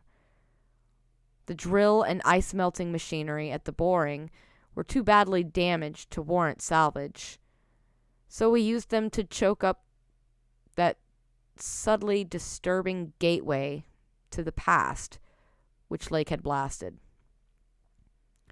We likewise left at the camp the 2 most shaken up of the planes, since our surviving party had only 4 real pilots, Sherman, Danforth, McTighe, and Ropes in all, with Danforth in a poor nervous shape to navigate. We brought back all the books, scientific equipment, and other incidentals we could find, though much was rather unaccountably blown away. Spare tents and furs were either missing or badly out of condition. It was approximately 4 p.m. after wide plane cruising had forced us to give Gedney up for lost that we sent our guarded message to the Arkham for relaying, and I think we did well to keep it as calm and non-committal as we succeeded in doing. The most we said about agitation concerned our dogs, whose frantic uneasiness near the biological specimens was to be expected from poor Lake's accounts. We did not mention, I think, their display of some uneasiness when sniffing around the queer greenish soapstones and certain other objects in the disordered region. Objects including scientific instruments, aeroplanes, and machinery both at the camp and the boring, whose parts had been loosened, moved, or otherwise tampered with by winds that must have harbored singular curiosity and investigativeness. About the 14 biological specimens, we were pardonably indefinite. We said that the only ones we discovered were damaged, but that enough was left of them to prove Lake's description wholly and impressively accurate. It was hard work keeping our personal emotions out of this matter, and we did not mention numbers or say exactly how we had found those which we did find. We had by that time agreed not to transmit anything suggesting madness on the part of Lake's men, and it surely looked like madness to find 6 imperfect monstrosities carefully buried upright in 9-foot snow graves under 5-pointed mounds punched over with groups of dots in patterns exactly like those on the queer greenish soapstones hung up from the Mesozoic or Tertiary times. The 8 perfect specimens mentioned by Lake seem to have been completely blown away. We were careful, too, about the public's general peace of mind. Hence Danforth and I said little about that frightful trip over the mountains the next day. It was the fact that only a radically lightened plane could possibly cross a range of such height which mercifully limited that scouting tour to the 2 of us. On our return at 1 a.m., Danforth was close to hysterics but kept an admirably stiff upper lip. It took no persuasion to make him promise not to show our sketches and other things we brought away in our pockets, not to say anything more to the others than what we had agreed to relay outside, and to hide our camera films for private development later on, so that part of my present story will be as new to Peabody, McTighe, Ropes, Sherman, and the rest as it will be to the world in general. Indeed, Danforth is closer-mouthed than I, for he saw, or thinks he saw, one thing he will not even tell me. As all know, our report included a tale of hard ascent, a confirmation of Lake's opinion that the great peaks are of Archean slate, and other very primal crumpled strata unchanged since at least the Middle Comanchean times. A conventional comment on the regularity of the clinging cube and rampart formations. A decision that the cave mouths indicate dissolved calcareous veins. And a conjecture that certain slopes and passes would permit the scaling and crossing of the entire range by seasoned mountaineers, and a remark that mysterious other side holds a lofty and immense superplateau as ancient and unchanging as the mountains themselves, 20,000 feet in elevation, with grotesque rock formations protruding through a thin glacial layer and with low, gradual foothills between the general plateau surface and the sheer precipices of the highest peaks. This body of data is in every respect true so far as it goes, and it completely satisfied the men at the camp. We laid our absence of 16 hours, a longer time than our announced flying, landing, reconnoitering, and rock collecting program called for, to a long mythical spell of adverse wind conditions, and told truly of our landing on the farther foothills. Fortunately, our tale sounded realistic and prosaic enough not to tempt any of the others into emulating our flight. Had any tried to do that, I would have used every ounce of my persuasion to stop them, and I do not know what Danforth would have done. While we were gone, Peabody, Sherman, Ropes, McTighe, and Williamson had worked like beavers over Lake's two best planes, fitting them again for use despite the altogether unaccountable juggling of their operative mechanism.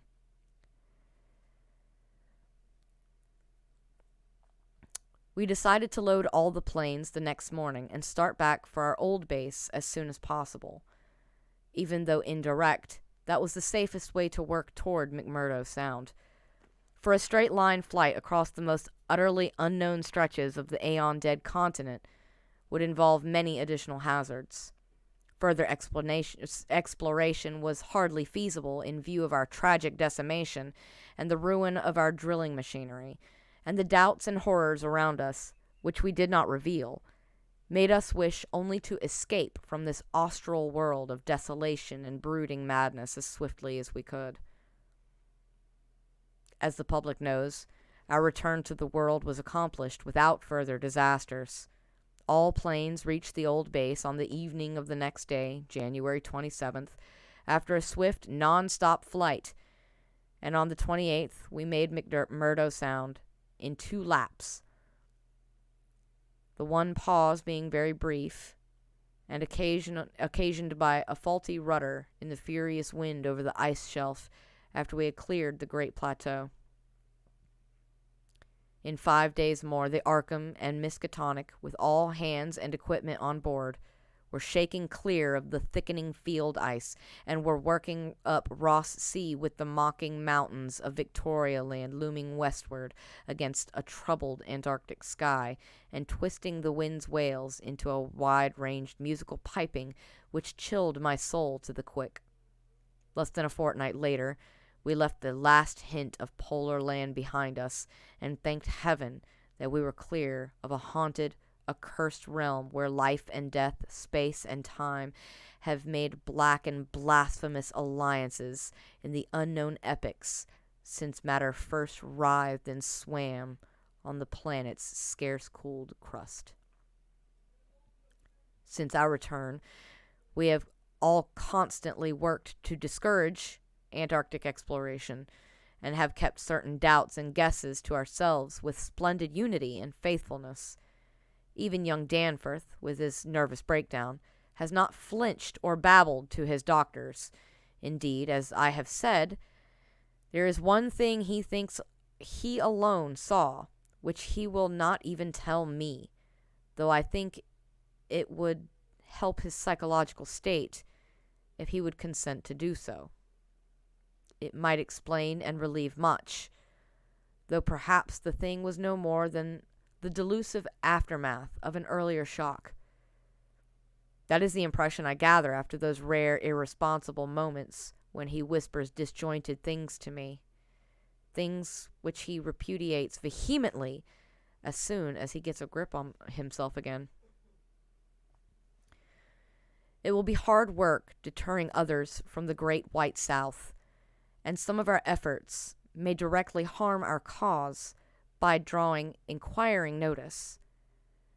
We might have known from the first that human curiosity is undying, and that the results we announced would be enough to spur others ahead on the same age-long pursuit of the unknown. Lake's reports of those biological monstrosities had aroused naturalists and paleontologists to the highest pitch, though we were sensible enough not to show the detached parts we had taken from the actual buried specimens, or our photographs of those specimens as they were found. We also refrained from showing the more puzzling of the scarred bones and greenish soapstones, while Danforth and I have closely guarded the pictures we took or drew on the super plateau across the range, and the crumpled things we smoothed, studied in error, and brought away in our pockets. But now that Starkweather Moor party is organizing, and with a thoroughness far beyond anything our outfit attempted, if not dissuaded, they will get to the innermost nucleus of the Antarctic and melt and bore till they bring up that which may end the world we know. So I must break through all the reticences at last, even about that ultimate nameless thing beyond the mountains of madness. Whew. Yes, it is a long time. Yes, this is a chapter break. I am going to take a small break. If anybody needs to get drinks, go to the bathroom, that's cool. I would like to also get a drink, and I have short little legs that don't reach the floor, and I would like to stretch them just a little bit. I have little corgi legs, guys. Not a lie. Thank you for sticking around so long, guys. Oops. Whew. I shall return in just a few. Stick around and I'll be back.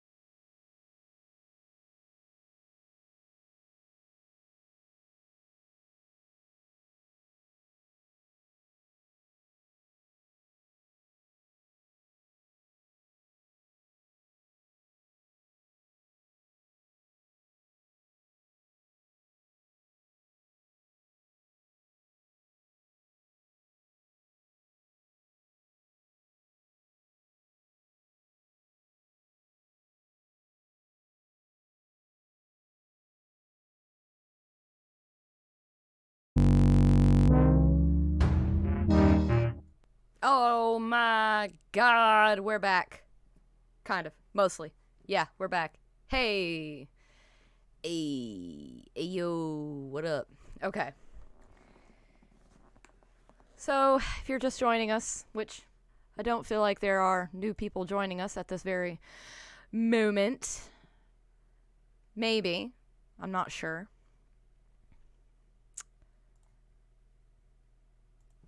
Welcome to Jam Hands Miskatonic Mondays. That was weird. That I said that way.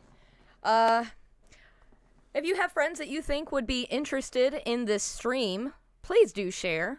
Share in your Discords and on your Facebooks and in your Twitters and in your Tumblrs pages and on your Pornhub accounts. Sure. Why not? I'm not going to join. Judge. Let me open this. I can't open my Red Bull. There it is. Okay. Hey,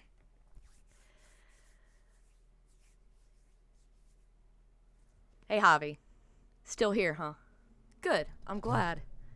Just stick around and listen to some creepy tales of creepy things doing creepy stuff. Red Bull is delicious. Oh, okay, good. I'm glad that our Pornhub is working out. Yep. So all right, well, make sure to share our stream and Jam Hands Gaming or twitch.tv Jam Hands Gaming. Word's getting out there. Yes, thank you, Javi.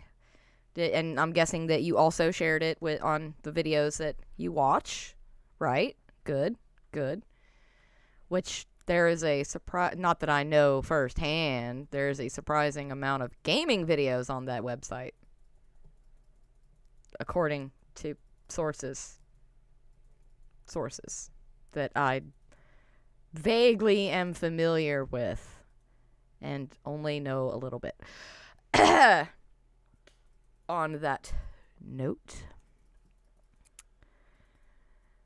we shall get to Chapter 4.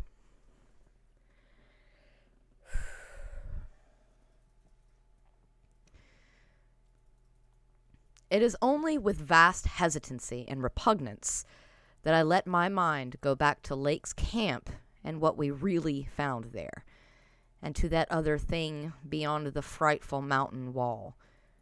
I am constantly tempted to shirk the details and to let hints stand for actual facts and ineluctable deductions. I hope I have said enough already to let me glide briefly over the rest that is of the horror at the camp. I have told of the wind-ravaged terrain, the damaged shelters, the disarranged machinery, the varied uneasiness of our dogs, the missing sledges and other items, the deaths of men and dogs, the absence of Gedney, and the 6 insanely buried biological specimens, strangely sound in texture for all their structural injuries, and from a world 40 million years dead. I do not recall whether I mentioned that upon checking up the canine bodies we found one dog missing. We did not think much about that till later. Indeed, only Danforth and I have thought of it at all. The principal things I have been keeping back relate to the bodies, and to certain subtle points which may or may not lend a hideous and incredible kind of rationale to the apparent chaos. At the time, I tried to keep the men's minds off those points, for it was so much simpler, so much more normal, to lay everything to an outbreak of madness on the part of some of Lake's party. From the look of things, that demon mountain wind must have been enough to drive any man mad in the midst of its center of all earthly mystery and desolation. The crowning abnormality, of course, was the condition of the bodies, men and dogs alike. They had all been in some terrible kind of conflict, and were torn and mangled in fiendish and altogether inexplicable ways. Death, so far as we could judge, had in each case come from strangulation or laceration. The dogs had evidently started the trouble, for the state of their ill-built corral bore witness to its forcible breakage from within. It had been set some distance from the camp because of the hatred of the animals for those hellish archaean organisms, but the precaution seemed to have been taken in vain. When left alone in that monstrous wind behind flimsy walls, the insufficient height they must have stampeded, whether from the wind itself or from some subtle, increasing odor emitted by the nightmare specimens, one could not say. Those specimens, of course, had been covered with a tent cloth, yet the low Antarctic sun had beat steadily upon that cloth, and Lake had mentioned that solar heat tended to make the strangely sound and tough tissues of the things relax and expand. Perhaps the wind had whipped the cloth from over them, and jostled them about in such a way that their more pungent olfactory qualities became manifest, despite their unbelievable antiquity. But whatever had happened, it was hideous and revolting enough. Perhaps I had better put squeamishness aside and tell the worst at last, though with a categorical statement of opinion based on the first-hand observations and most rigid deductions of both Danford and myself, that the then missing Gedney was in no way responsible for the loathsome horrors we found. I have said that the bodies were frightfully mangled. Now I must add that some were incised and subtracted from, in the most curious, cold-blooded, and inhuman fashion. It was the same with dogs and men.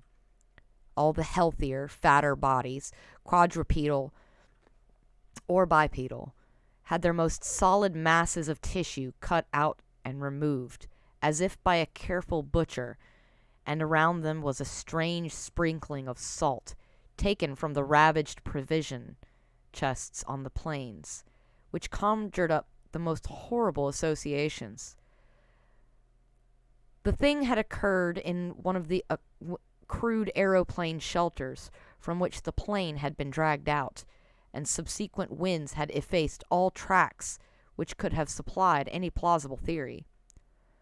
Scattered bits of clothing, roughly slashed from the human incision subjects, hinted no clues. It is useless to bring up the half-impression of certain faint snow prints in one shielded corner of the ruined enclosure, because that impression did not concern human prints at all, but was clearly mixed up with all the talk of fossil prints which poor Lake had been given throughout the preceding weeks. One had to be careful of one's imagination in the lee of those overshadowing mountains of madness. As I have indicated, Gedney and one dog turned out to be missing in the end. When we came on that terrible shelter, we had missed 2 dogs and 2 men, but the fairly unharmed dissecting tent, which we entered after investigating the monstrous graves, had something to reveal. It was not as Lake had left it, for the covered parts of the primal monstrosity had been removed from the improvised table. Indeed, we had already realized that one of the 6 imperfect and insanely buried things we had found, the one with the trace of a peculiarly hateful odor, must represent the collected sections of the entity which Lake had tried to analyze. On and around that laboratory table were strewn other things, and it did not take long for us to guess that those things were the carefully, though oddly and inexpertly dissected parts of 1 man and 1 dog. I shall spare the feelings of survivors by omitting mention of the man's identity. Lake's anatomical instruments were missing, but there were evidences of their careful cleansing. The gasoline stove was also gone, though around it we found a curious litter of matches. We buried the human parts beside the other 10 men, and the canine parts with the other 35 dogs. Concerning the bizarre smudges on the laboratory table and on the jumble of roughly handled illustrated books scattered near it, we were much too bewildered to speculate. This formed the worst of the camp horror, but other things were equally perplexing. The disappearance of Gedney, the one dog, the 8 uninjured biological specimens, the 3 sledges, and certain instruments, illustrated technical and scientific books, writing materials, electric torches and batteries, food and fuel, heating apparatus, spare tents, fur suits, and the like, was utterly beyond sane conjecture. As were likewise the spatter-fringed ink blots on certain pieces of paper, and the evidences of curious alien fumbling and experimentation around the planes and all other mechanical devices, both at the camp and at the boring. The dogs seemed to abhor this oddly disordered machinery. Then, too, there was the upsetting of the larder, the disappearance of certain staples, and the jarringly comical heap of tin cans pried open in the most unlikely ways, and at the most unlikely places. The profusion of scattered matches, intact, broken, or spent, formed another minor enigma, as did the 2 or 3 tent cloths and fur suits which we found lying about with peculiar and unorthodox slashings, conceivably due to clumsy efforts at unimaginable adaptations. The maltreatment of the human and canine bodies, and the crazy burial of the damaged Archean specimens, were all of a piece with this apparent disintegrative madness. In view of just such an eventuality as the present one, we carefully photographed all the main evidences of insane disorder at the camp, and shall use the prints to buttress our pleas against the departure of the proposed Starkweather Moor expedition. Our first act after finding the bodies in the shelter was to photograph and open the row of insane graves with the 5-pointed snow mounds. We could not help noticing the resemblance of these monstrous mounds, with their clusters of group dots, to poor Lake's descriptions of the strange greenish soapstones. And when we came on some of the soapstones themselves in the great mineral pile, we found the likeness very close indeed. The whole general formation, it must be made clear, seemed abominably suggestive of the starfish head of the Archean entities, and we agreed that the suggestion might have worked potently upon the sensitized minds of Lake's overwrought party. Our own first sight of the actual buried entities formed a horrible moment, and sent the imaginations of Pabodie and myself back to some of the shocking primal myths we have read and heard. We all agreed that the mere sight and continued presence of the things must have cooperated with the oppressive polar solitude and Demon Mountain wind in driving Lake's party mad.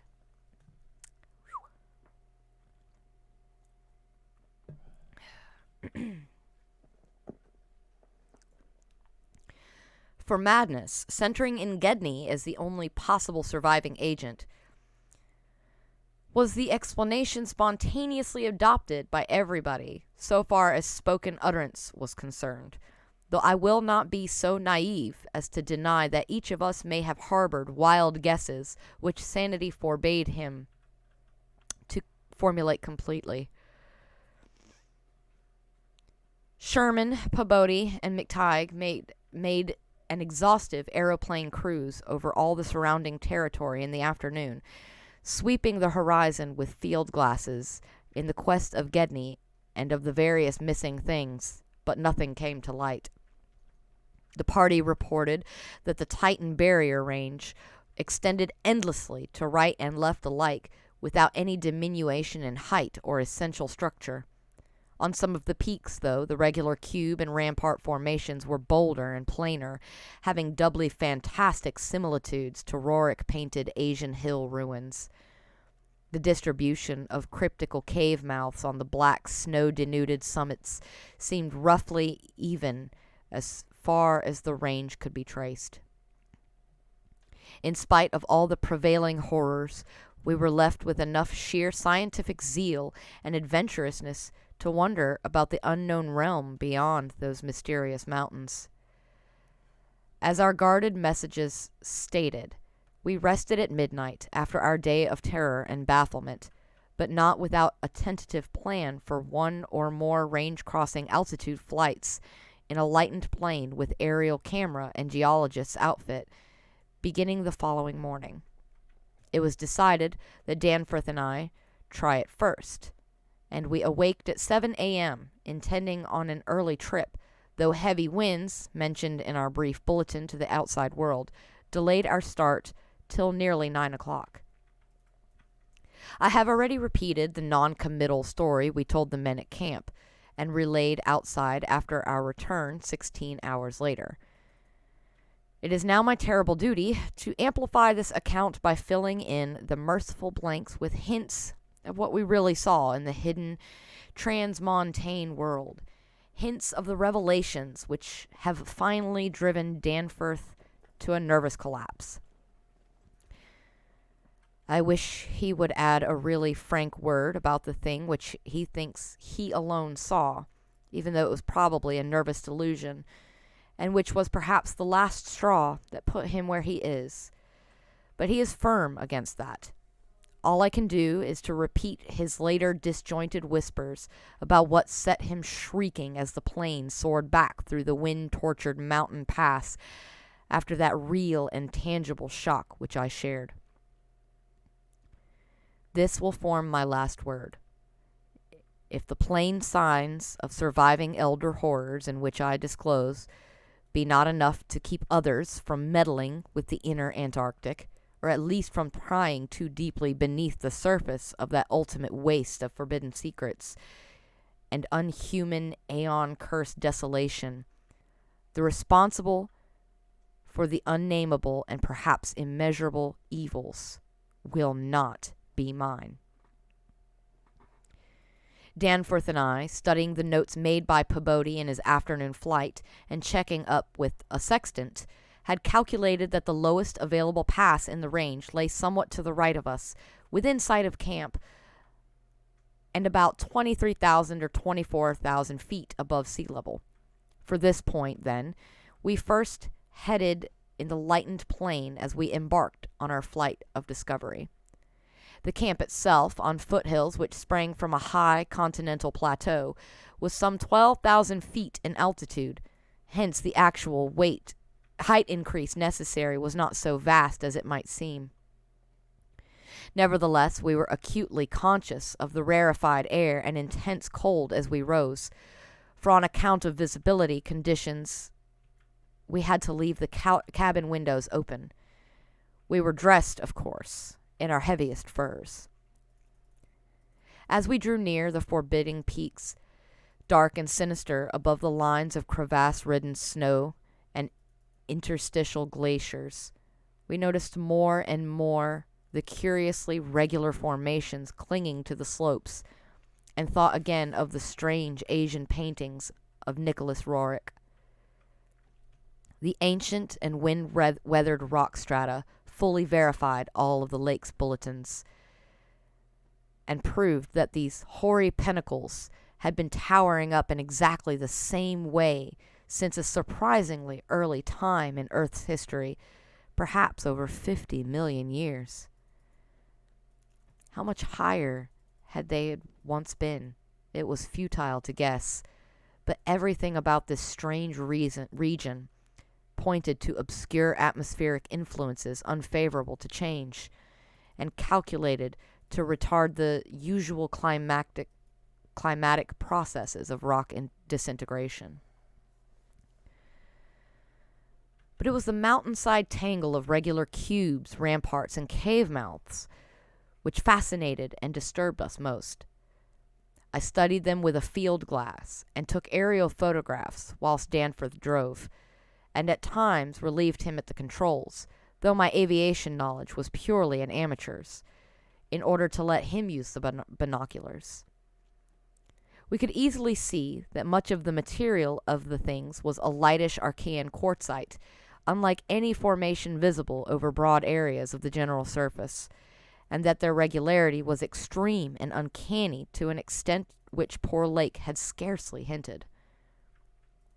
As he had said, their edges were crumbled and rounded from untold aeons of savage weathering, but their preternatural solidity and tough material had saved them from obliteration. Many parts, especially those closest to the slopes, seemed identical in substance with the surrounding rock surface. The whole arrangement looked like the ruins of Machu Picchu in the Andes, or the primal foundation walls of Kish, as dug up by the Oxford Field Museum expedition in 1929. And both Danford and I obtained that occasional impression of separate cyclopean blocks, which Lake had attributed to his flight companion Carol. How to account for such things in this place was frankly beyond me, and I felt queerly humbled as a geologist. Igneous formations often have strange regularities, like the famous Giant's Causeway in Ireland. But this stupendous range, despite Lake's original suspicion of smoking cones, was above all else non-volcanic in evident structure. The curious cave mouths, near which the odd formations seemed most abundant, presented another, albeit a lesser, puzzle because of their regularity of outline. They were, as Lake's bulletin had said, often approximately square or semicircular, as if the natural orifices had been shaped to greater symmetry by some magic hand. Their numerousness and wide distribution were remarkable, and suggested that the whole region was honeycombed with tunnels dissolved out of limestone strata. Such glimpses as we secured did not extend far within the caverns, but we saw that they were apparently clear of stalactites and stalagmites. Outside, those parts of the mountain slopes adjoining the apertures seemed invariably smooth and regular, and Danforth thought that the slight cracks and pittings of the weathering tended toward unusual patterns. Filled as he was with the horror and strangeness discovered at the camp, he hinted that the pittings vaguely resembled those baffling groups of dots sprinkled over the primeval greenish soapstones, so hideously duplicated on the madly conceived snow mounds above those 6 buried monstrosities. We had risen gradually in flying over the higher foothills and along toward the relatively low paths we had selected. As we advanced, we occasionally looked down at the snow and ice of the land route, wondering whether we could have attempted the trip with the similar equipment of earlier days. Somewhat to our surprise, we saw that the terrain was far from difficult as such things go, and that despite the crevasses and other bad spots, it would not have been likely to deter the sledges of a Scott, a Shackleton, or an Amundsen. Some of the glaciers appeared to lead up to the wind-bared passes with unusual continuity, and upon reaching our chosen pass, we found that its case formed no exception.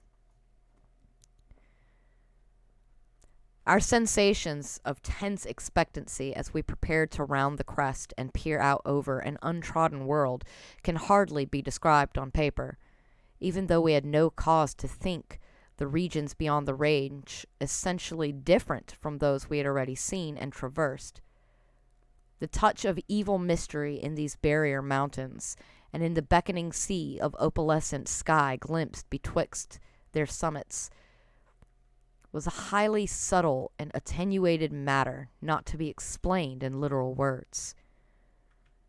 Rather was it an affair of vague psychological symbolism and aesthetic association, a thing mixed up with exotic poetry and paintings, and with archaic myths lurking in shunned and forbidden volumes.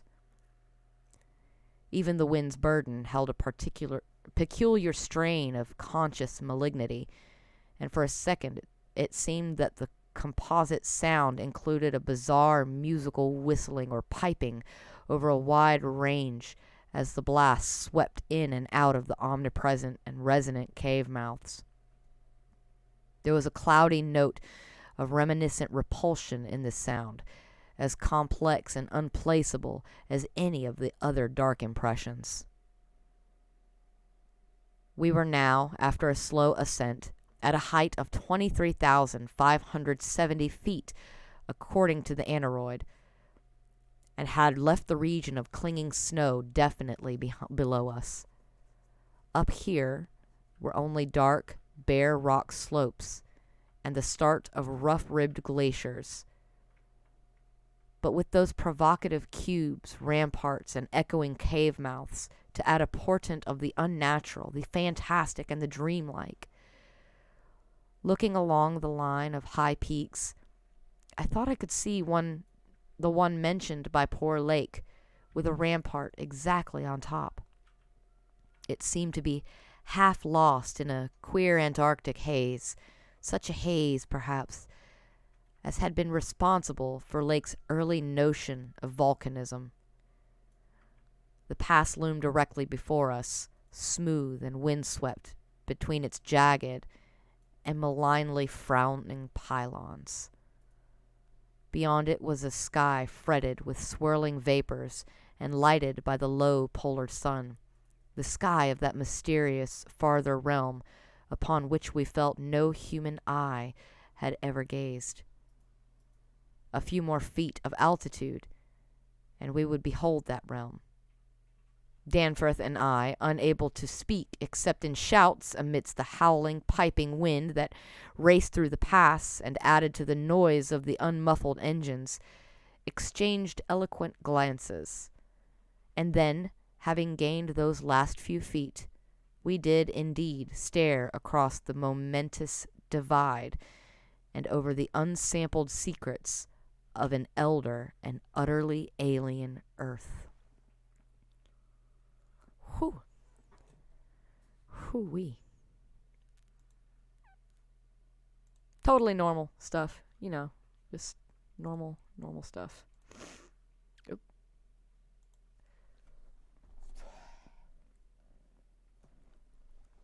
My jaw hurts. JK.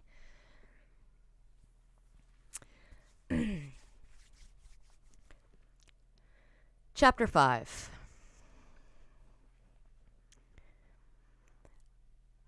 I think that both of us simultaneously cried out in mixed awe, wonder, terror, and disbelief in our own senses as we finally cleared the pass and saw what lay beyond. Of course, we must have had some natural theory in the back of our heads to study our faculties for the moment. Probably we thought of such things as the grotesquely weathered stones of the Garden of Gods in Colorado, or the fantastically symmetrical wind-carved rocks of the Arizona desert. Perhaps we even half thought the sight a mirage, like that we had seen the morning before on first approaching those mountains of madness. We must have had some much normal notions to fall back upon as our eyes swept that limitless, tempest-scarred plateau and grasped the almost endless labyrinth of colossal, regular, and geometrically eurythmic stone masses which reared their crumbled and pitted crests above a glacial sheet not more than 40 or 50 feet deep at its thickest, and in places obviously thinner. The effect of the monstrous sight was indescribable, for some fiendish violation of known natural law seemed certain at the outset.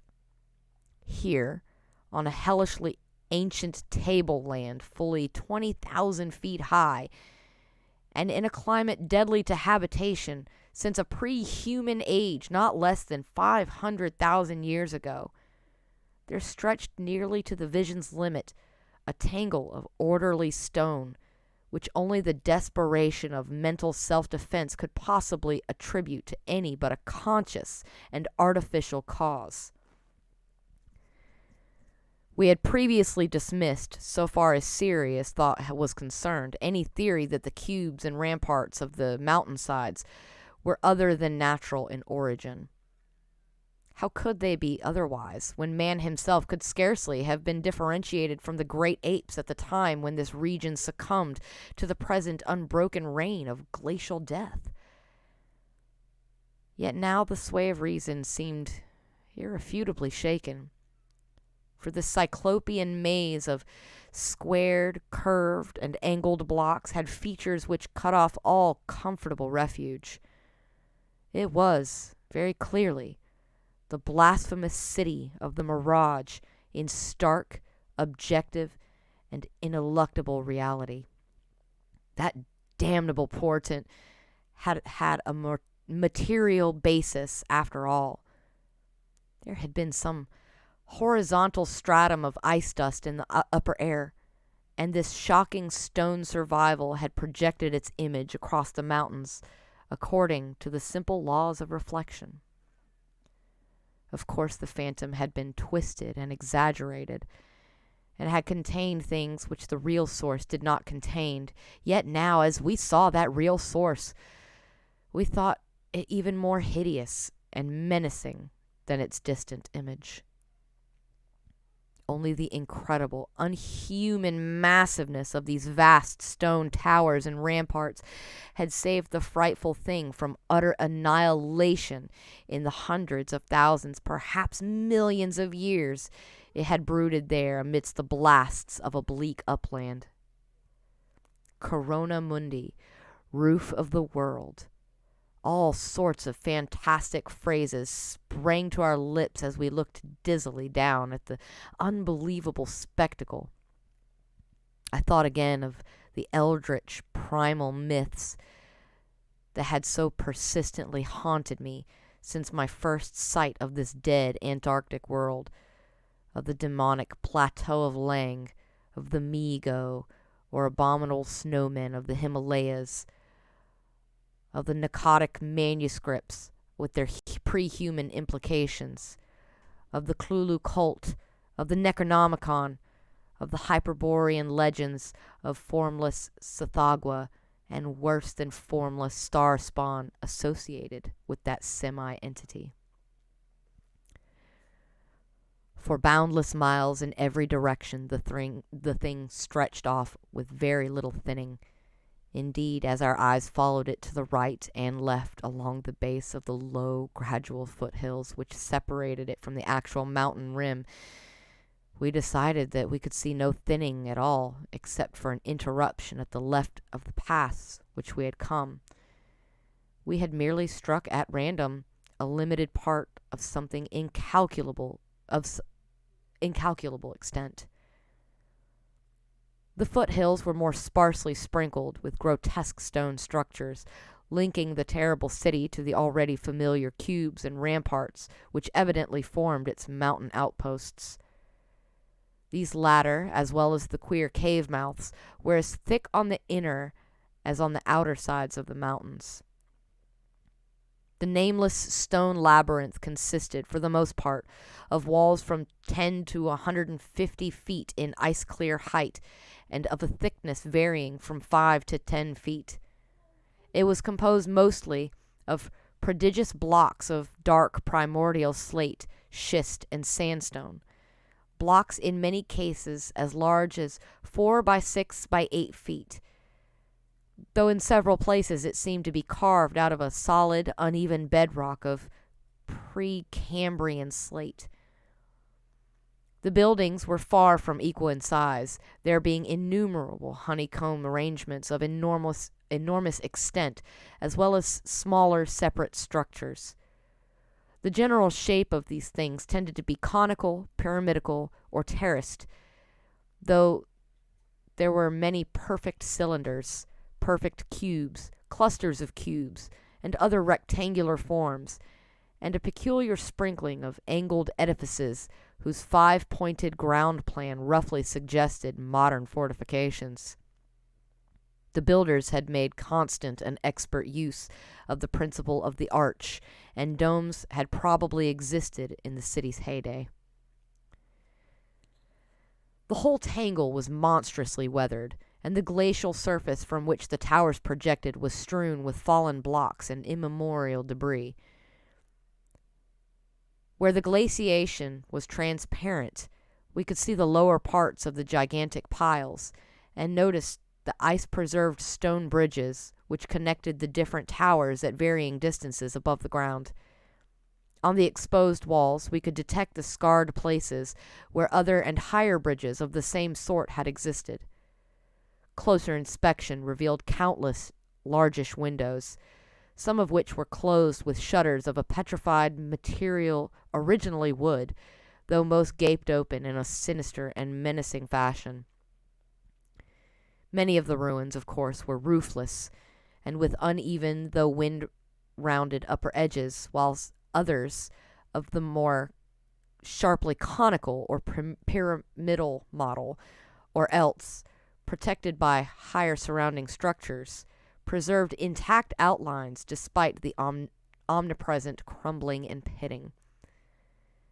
With the field glass, we could barely make out what seemed to be sculptural decorations in horizontal bands, decorations including those curious groups of dots whose presence on the ancient soapstones now assumed a vastly larger significance. In many places, the buildings were totally ruined and the ice sheet deeply riven from various geologic causes. In other places, the stonework was worn down to the very level of the glaciation. One broad swath, extending from the plateau's interior to a cleft in the foothills, about a mile to the left of the path we had traversed, was wholly free from buildings, and probably represented, we concluded, the course of some great river which in tertiary times, millions of years ago, had poured through the city and into some prodigious subterranean abyss of a great barrier range. Certainly, this was above all a region of caves, gulfs, and underground secrets beyond human penetration. Looking back to our sensations and recalling our dazedness at viewing this monstrous survival from aeons we had thought pre-human, I can only wonder that we preserved the semblance of equilibrium which we did. Of course, we knew that something, chronology, scientific theory, or our own consciousness, was woefully awry. Yet we kept enough poise to guide the plane, observe many things quite minutely, and take a careful series of photographs which may yet serve both us and the world in good stead. In my case, ingrained scientific habit may have helped, for above all, my bewilderment and sense of menace there burned a dominant curiosity to fathom more of this age-old secret, to know what sort of beings had built and lived in this incalculably gigantic place, and what relation to the general world of its time, or of other times, so unique a concentration of life could have had. For this place could be no ordinary city.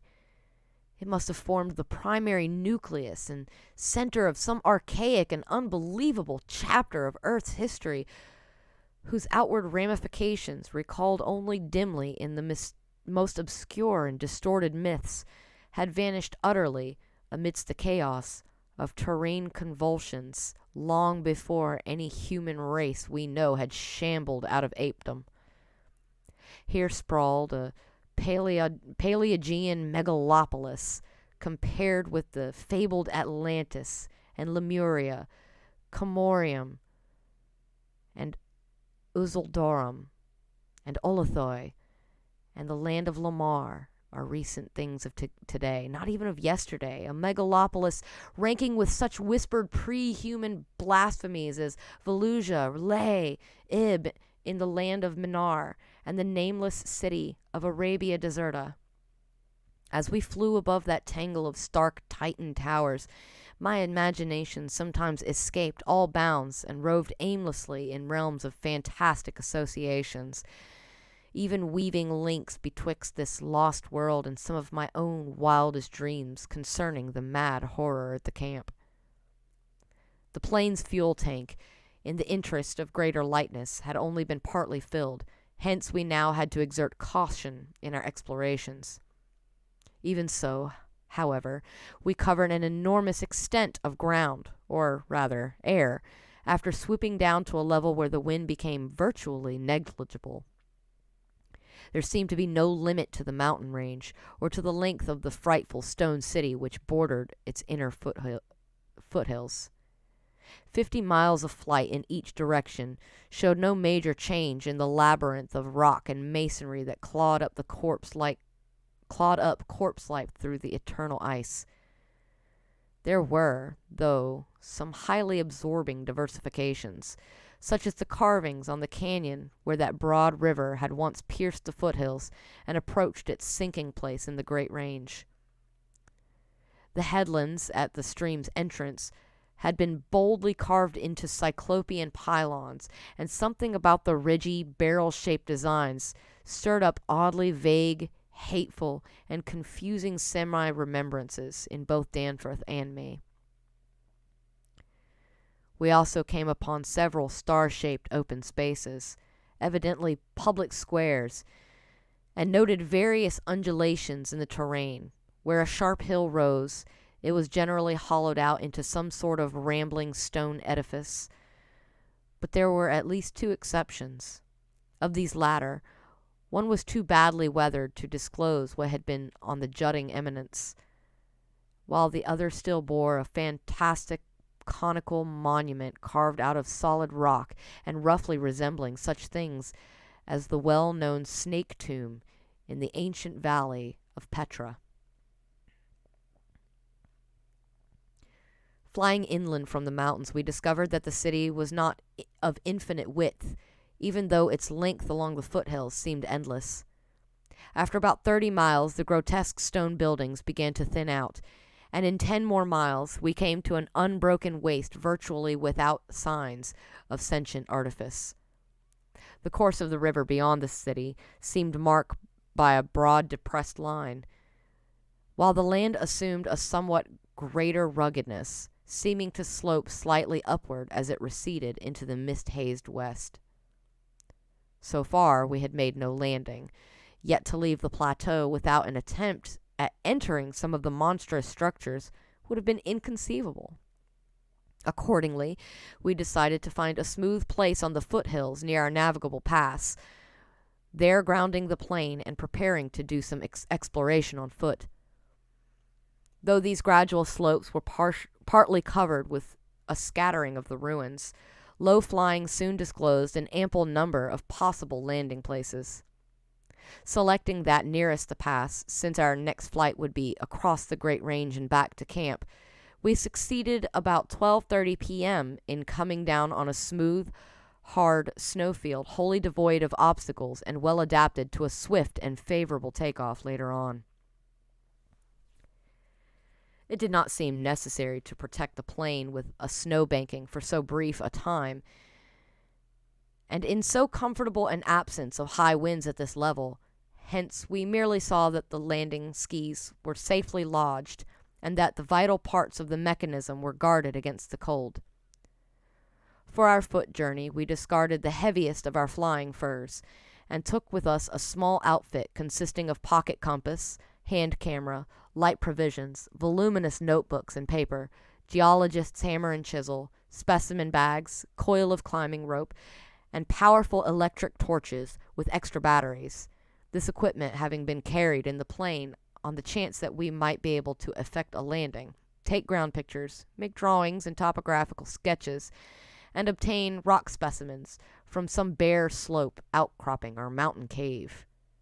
Fortunately, we had a supply of extra paper to tear up, place in a spare specimen bag, and use on the ancient principle of hare and hounds for marking our course in any interior mazes we might be able to penetrate. This had been brought in case we found some cave system with air quiet enough to allow such a rapid and easy method in place of the usual rock chipping method of trailblazing. Walking cautiously downhill over the crusted snow towards the stupendous stone labyrinth that loomed against the opalescent west, we felt almost as keen a sense of imminent marvels as we had felt on approaching the unfathomed mountain pass 4 hours previously. True, we had become visually familiar with the incredible secret concealed by the barrier peaks, yet the prospect of actually entering primordial walls reared by conscious beings perhaps millions of years ago, before any known race of man could have existed, was nonetheless awesome and potentially terrible in its implications of cosmic abnormality. Though the thinness of the air at this prodigious altitude made exertion somewhat more difficult than usual, both Danforth and I found ourselves bearing up very well, and felt equal to almost any task which might fall to our lot. It took only a few steps to bring us to a shapeless ruin worn level with the snow, while 10 or 15 rods farther on there was a huge roofless rampart, still complete in its gigantic 5-pointed outline, and rising to an irregular height of 10 or 11 feet. For this latter we headed, and when at last we were able to actually touch its weathered cyclopean blocks, we felt that we had established an unprecedented and almost blasphemous link with forgotten aeons normally closed to our species. This rampart, shaped like a star and perhaps 300 feet from point to point, was built of Jurassic sandstone blocks of irregular size, averaging 6 by 8 feet in surface. There was a row of arched loopholes or windows about 4 feet wide and 5 feet high, spaced quite symmetrically along the points of the star and at its inner angles, and with the bottoms about 4 feet from the glaciated surface. Looking through these, we could see that the masonry was fully 5 feet thick, that there were no partitions remaining within, and that there were traces of banded carvings or bas-reliefs on the interior walls, facts we had indeed guessed before when flying low over this rampart and others like it. Though lower parts must have originally existed, all traces of such things were now wholly obscured by the deep layer of ice and snow at this point. We crawled through one of the windows and vainly tried to decipher the nearly effaced mural designs, but did not attempt to disturb the glaciated floor. Our orientation flights had indicated that many buildings in the city proper were less ice-choked, and that we might perhaps find wholly clear interiors leading down to the true ground level if we entered those structures still roofed at the top. Before we left the rampart, we photographed it carefully and studied its mortarless cyclopean masonry with complete bewilderment.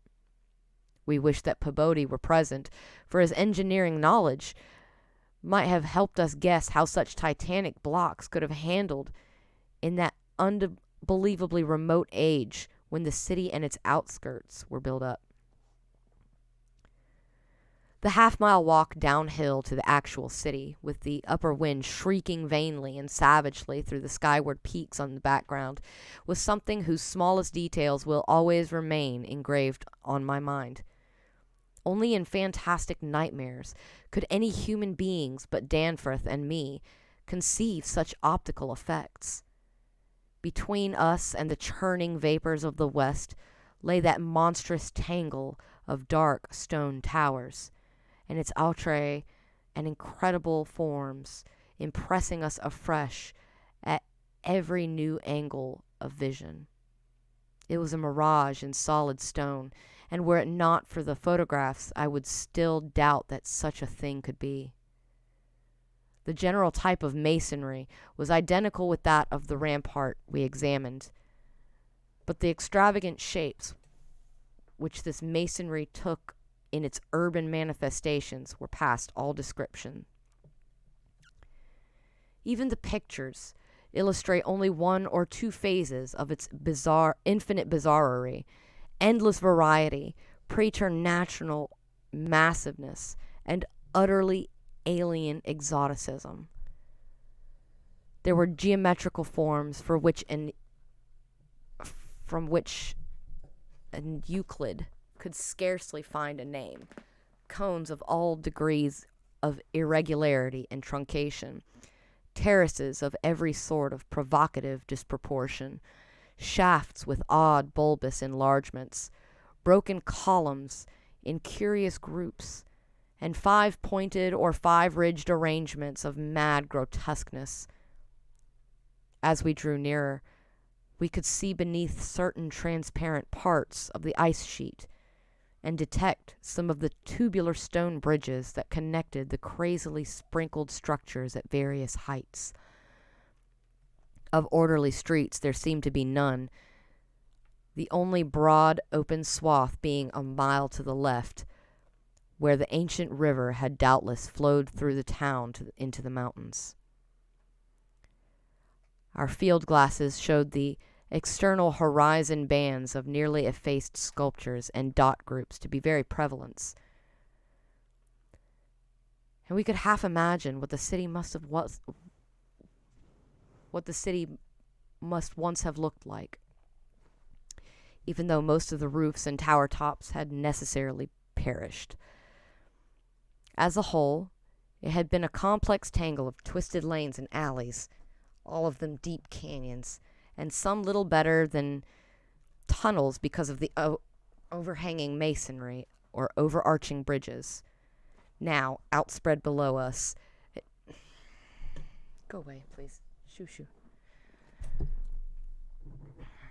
Now, outspread below us, it loomed like a dream fantasy against a westward mist through whose northern end at the low reddish...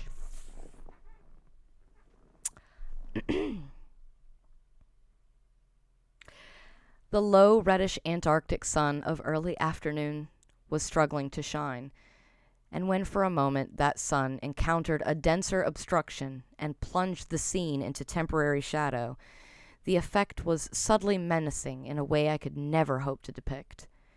Even the faint howling and piping of the unfelt wind in the great mountain passes behind us took on a wilder note of purposeful malignity. The last stage of our descent to the town was unusually steep and abrupt, and a rock outcropping at the edge where the grade changed led us to think that an artificial terrace had once existed there. Under the glaciation, we believed, there must be a flight of steps, or its equivalent. When at last we plunged into the labyrinthine town itself, clambering over fallen masonry, and shrinking from the oppressive nearness and dwarfing height of omnipresent crumbling and pitted walls, our sensations again became such that I marvel at the amount of self-control we retained. Danforth was frankly jumpy, and began making some offensively irrelevant speculations about the horror at the camp, which I resented all the more because I could not help sharing certain conclusions forced upon us by many features of this morbid survival from nightmare antiquity.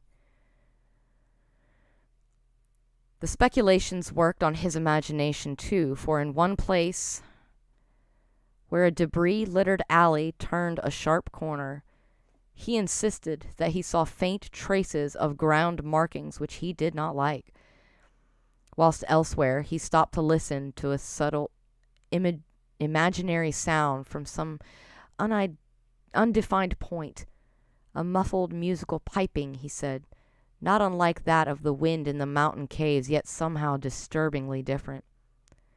The ceaseless five-pointedness of the surrounding architecture, and of the few distinguishable mural arabesques, had a dimly sinister suggestiveness, we could not escape, and gave us a touch of terrible subconscious certainty concerning the primal entities which had reared and dwelt in this unhallowed place. Nevertheless, our scientific and adventurous souls were not wholly dead, and we mechanically carried out our program of chipping specimens from all the different rock types represented in the masonry. We wished a rather full set in order to draw better conclusions regarding the age of the place. Nothing in the great outer walls seemed to date from later than the Jurassic and Comanchean periods, nor was any piece of stone in the entire place of a greater recency than the Pliocene age. In stark certainty, we were wandering amidst a death which had reigned at least 500,000 years, and in all probability, even longer. As we proceeded through this maze of stone-shadowed twilight, we stopped at all available apertures to study interiors and investigate entrance possibilities.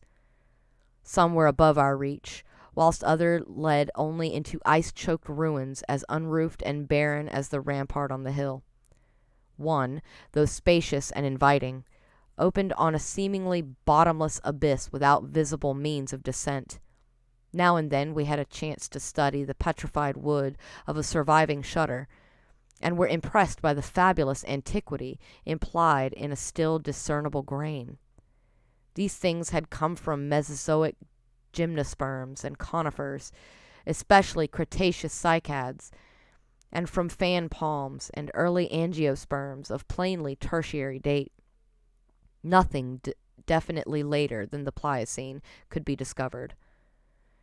In the placing of these shutters, whose edges showed the former presence of queer and long varnished hinges, usage seemed to be varied, some being on the outer and some the inner side of the deep embrasures. They seemed to have become wedged in place, thus surviving the rusting of their former and probably metallic fixtures and fastenings. After a time, we came across a row of windows, in the bulges of a colossal five-ridged cone of undamaged apex, which led into a vast, well-preserved room with stone flooring. But these were too high in the room to permit of descent without a rope. We had a rope with us, but did not wish to bother with this 20-foot drop unless obliged to, especially in this thin plateau air, where great demands were made upon the heart action. This enormous room was probably a hall or concourse of some sort, and our electric torches showed bold, distinct, and potentially startling sculptures arranged around the walls in broad horizontal bands separated by equally broad strips of conventional arabesques. We took careful note of this spot, planning to enter here unless a more easily gained interior were encountered. Finally, though, we did encounter exactly the opening we wished, an archway about 6 feet wide and 10 feet high, marking the former end of an aerial bridge, which had spanned an alley about 5 feet above the present level of glaciation. These archways, of course, were flush with the upper story floors, and in this case one of the floors still existed. The buildings thus accessible was a series of rectangular terraces on our left facing westward. That across the alley, where the other archway yawned, was a decrepit cylinder with no windows and with a curious bulge about 10 feet above the aperture. It was totally dark inside, and the archway seemed to open on a well of illimitable emptiness. Heaped debris made the entrance to the vast left-hand building doubly easy, yet for a moment we hesitated before taking advantage of the long-wished chance. For though we had penetrated into this tangle of archaic mystery, it required fresh resolution to carry us actually inside a complete and surviving building of a fabulous elder world whose nature was becoming more and more hideously plain to us. In the end, however, we made the plunge and scrambled up over the rubble into the gaping embrasure. The floor beyond was of great slate slabs and seemed to form the outlet of long, high corridor with sculptured walls. Observing the many inner archways which led off from it, and realizing the probable complexity of the nest of apartments within, we decided that we must begin our system of hare and hound trailblazing. Hitherto our compasses, together with frequent glimpses of the vast mountain range between the towers in our rear, had been enough to prevent our losing our way, but from now on, the artificial substitute would be necessary. Accordingly, we reduced our extra paper to shreds of suitable size, placed these in a bag to be carried by Danforth, and prepared to use them as economically as safety would allow. This method would probably gain us immunity from straying, since there did not appear to be any strong air currents inside the primordial masonry. If such should develop, or if our paper supply should give out, we could, of course, fall back on the more secure, though more tedious and retarding method of rock chipping. Just how extensive a territory we had opened up it was impossible to guess without a trial. The close and frequent connection of the different buildings made it likely that we might cross from one to another on bridges underneath the ice, except where impeded by local collapses and geologic rifts. For the very little glaciation seemed to have entered the massive constructions. Almost all the areas of transparent ice had revealed the submerged windows as tightly shuttered as if the town had been left in that uniform state until the glacial sheet came to crystallize the lower part of all succeeding time. Indeed, one gained a curious impression that this place had been deliberately closed and deserted in some dim, bygone aeon, rather than overwhelmed by any sudden calamity or even gradual decay. Had the coming of ice been foreseen, and had nameless population left en masse to seek a less doomed abode?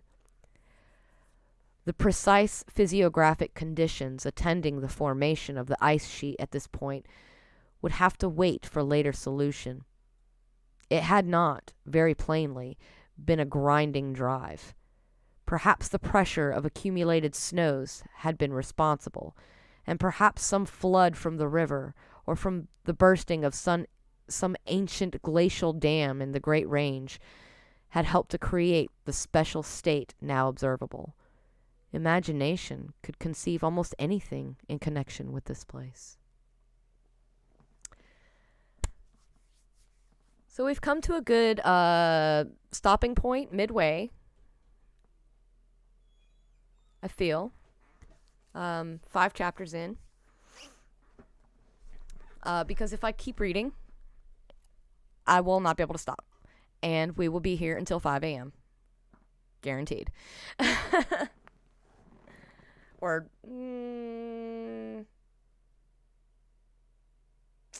about 4. And I think that this is a good place to stop for part 1. And, next Monday we'll do part 2. So let me know what y'all thought. That would be cool. I'd like to hear what you guys think of the Mountains of Madness so far.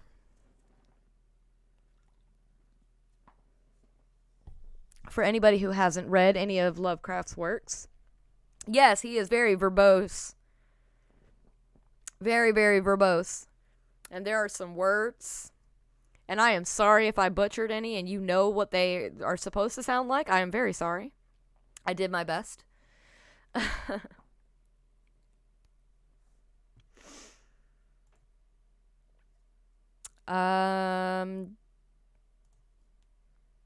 Let me go ahead and put up some links here. You can check out our YouTube at youtube.com/jamhandsgaming. You can join our Discord and get updates as to what we're doing here in gaming. I think I did that wrong. Nope. In gaming, Miskatonic stuff. We have memes, so many memes. We have a whole We have more than one channel for memes. One is specifically for llama memes. If you like llamas, join our Discord. If you like memes, join our Discord. If you like Miskatonic Mondays, join our Discord. Check out our YouTube for all the funny and fun stuff that we do. We have a good time. And thank you for joining us tonight. Joining me. Us. Us? You don't know. Do you? You don't know how many of me there are.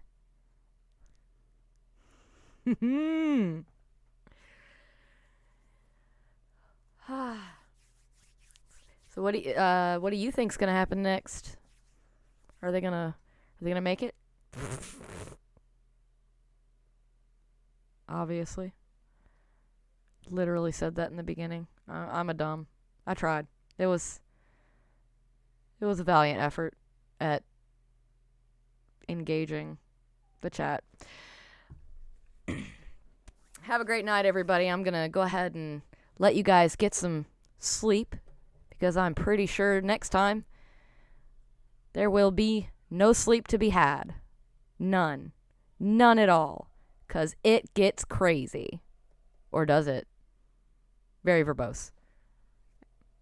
Want everybody to have a great night, and like, subscribe, comment, blah, blah, blah, blah, blah. Good night.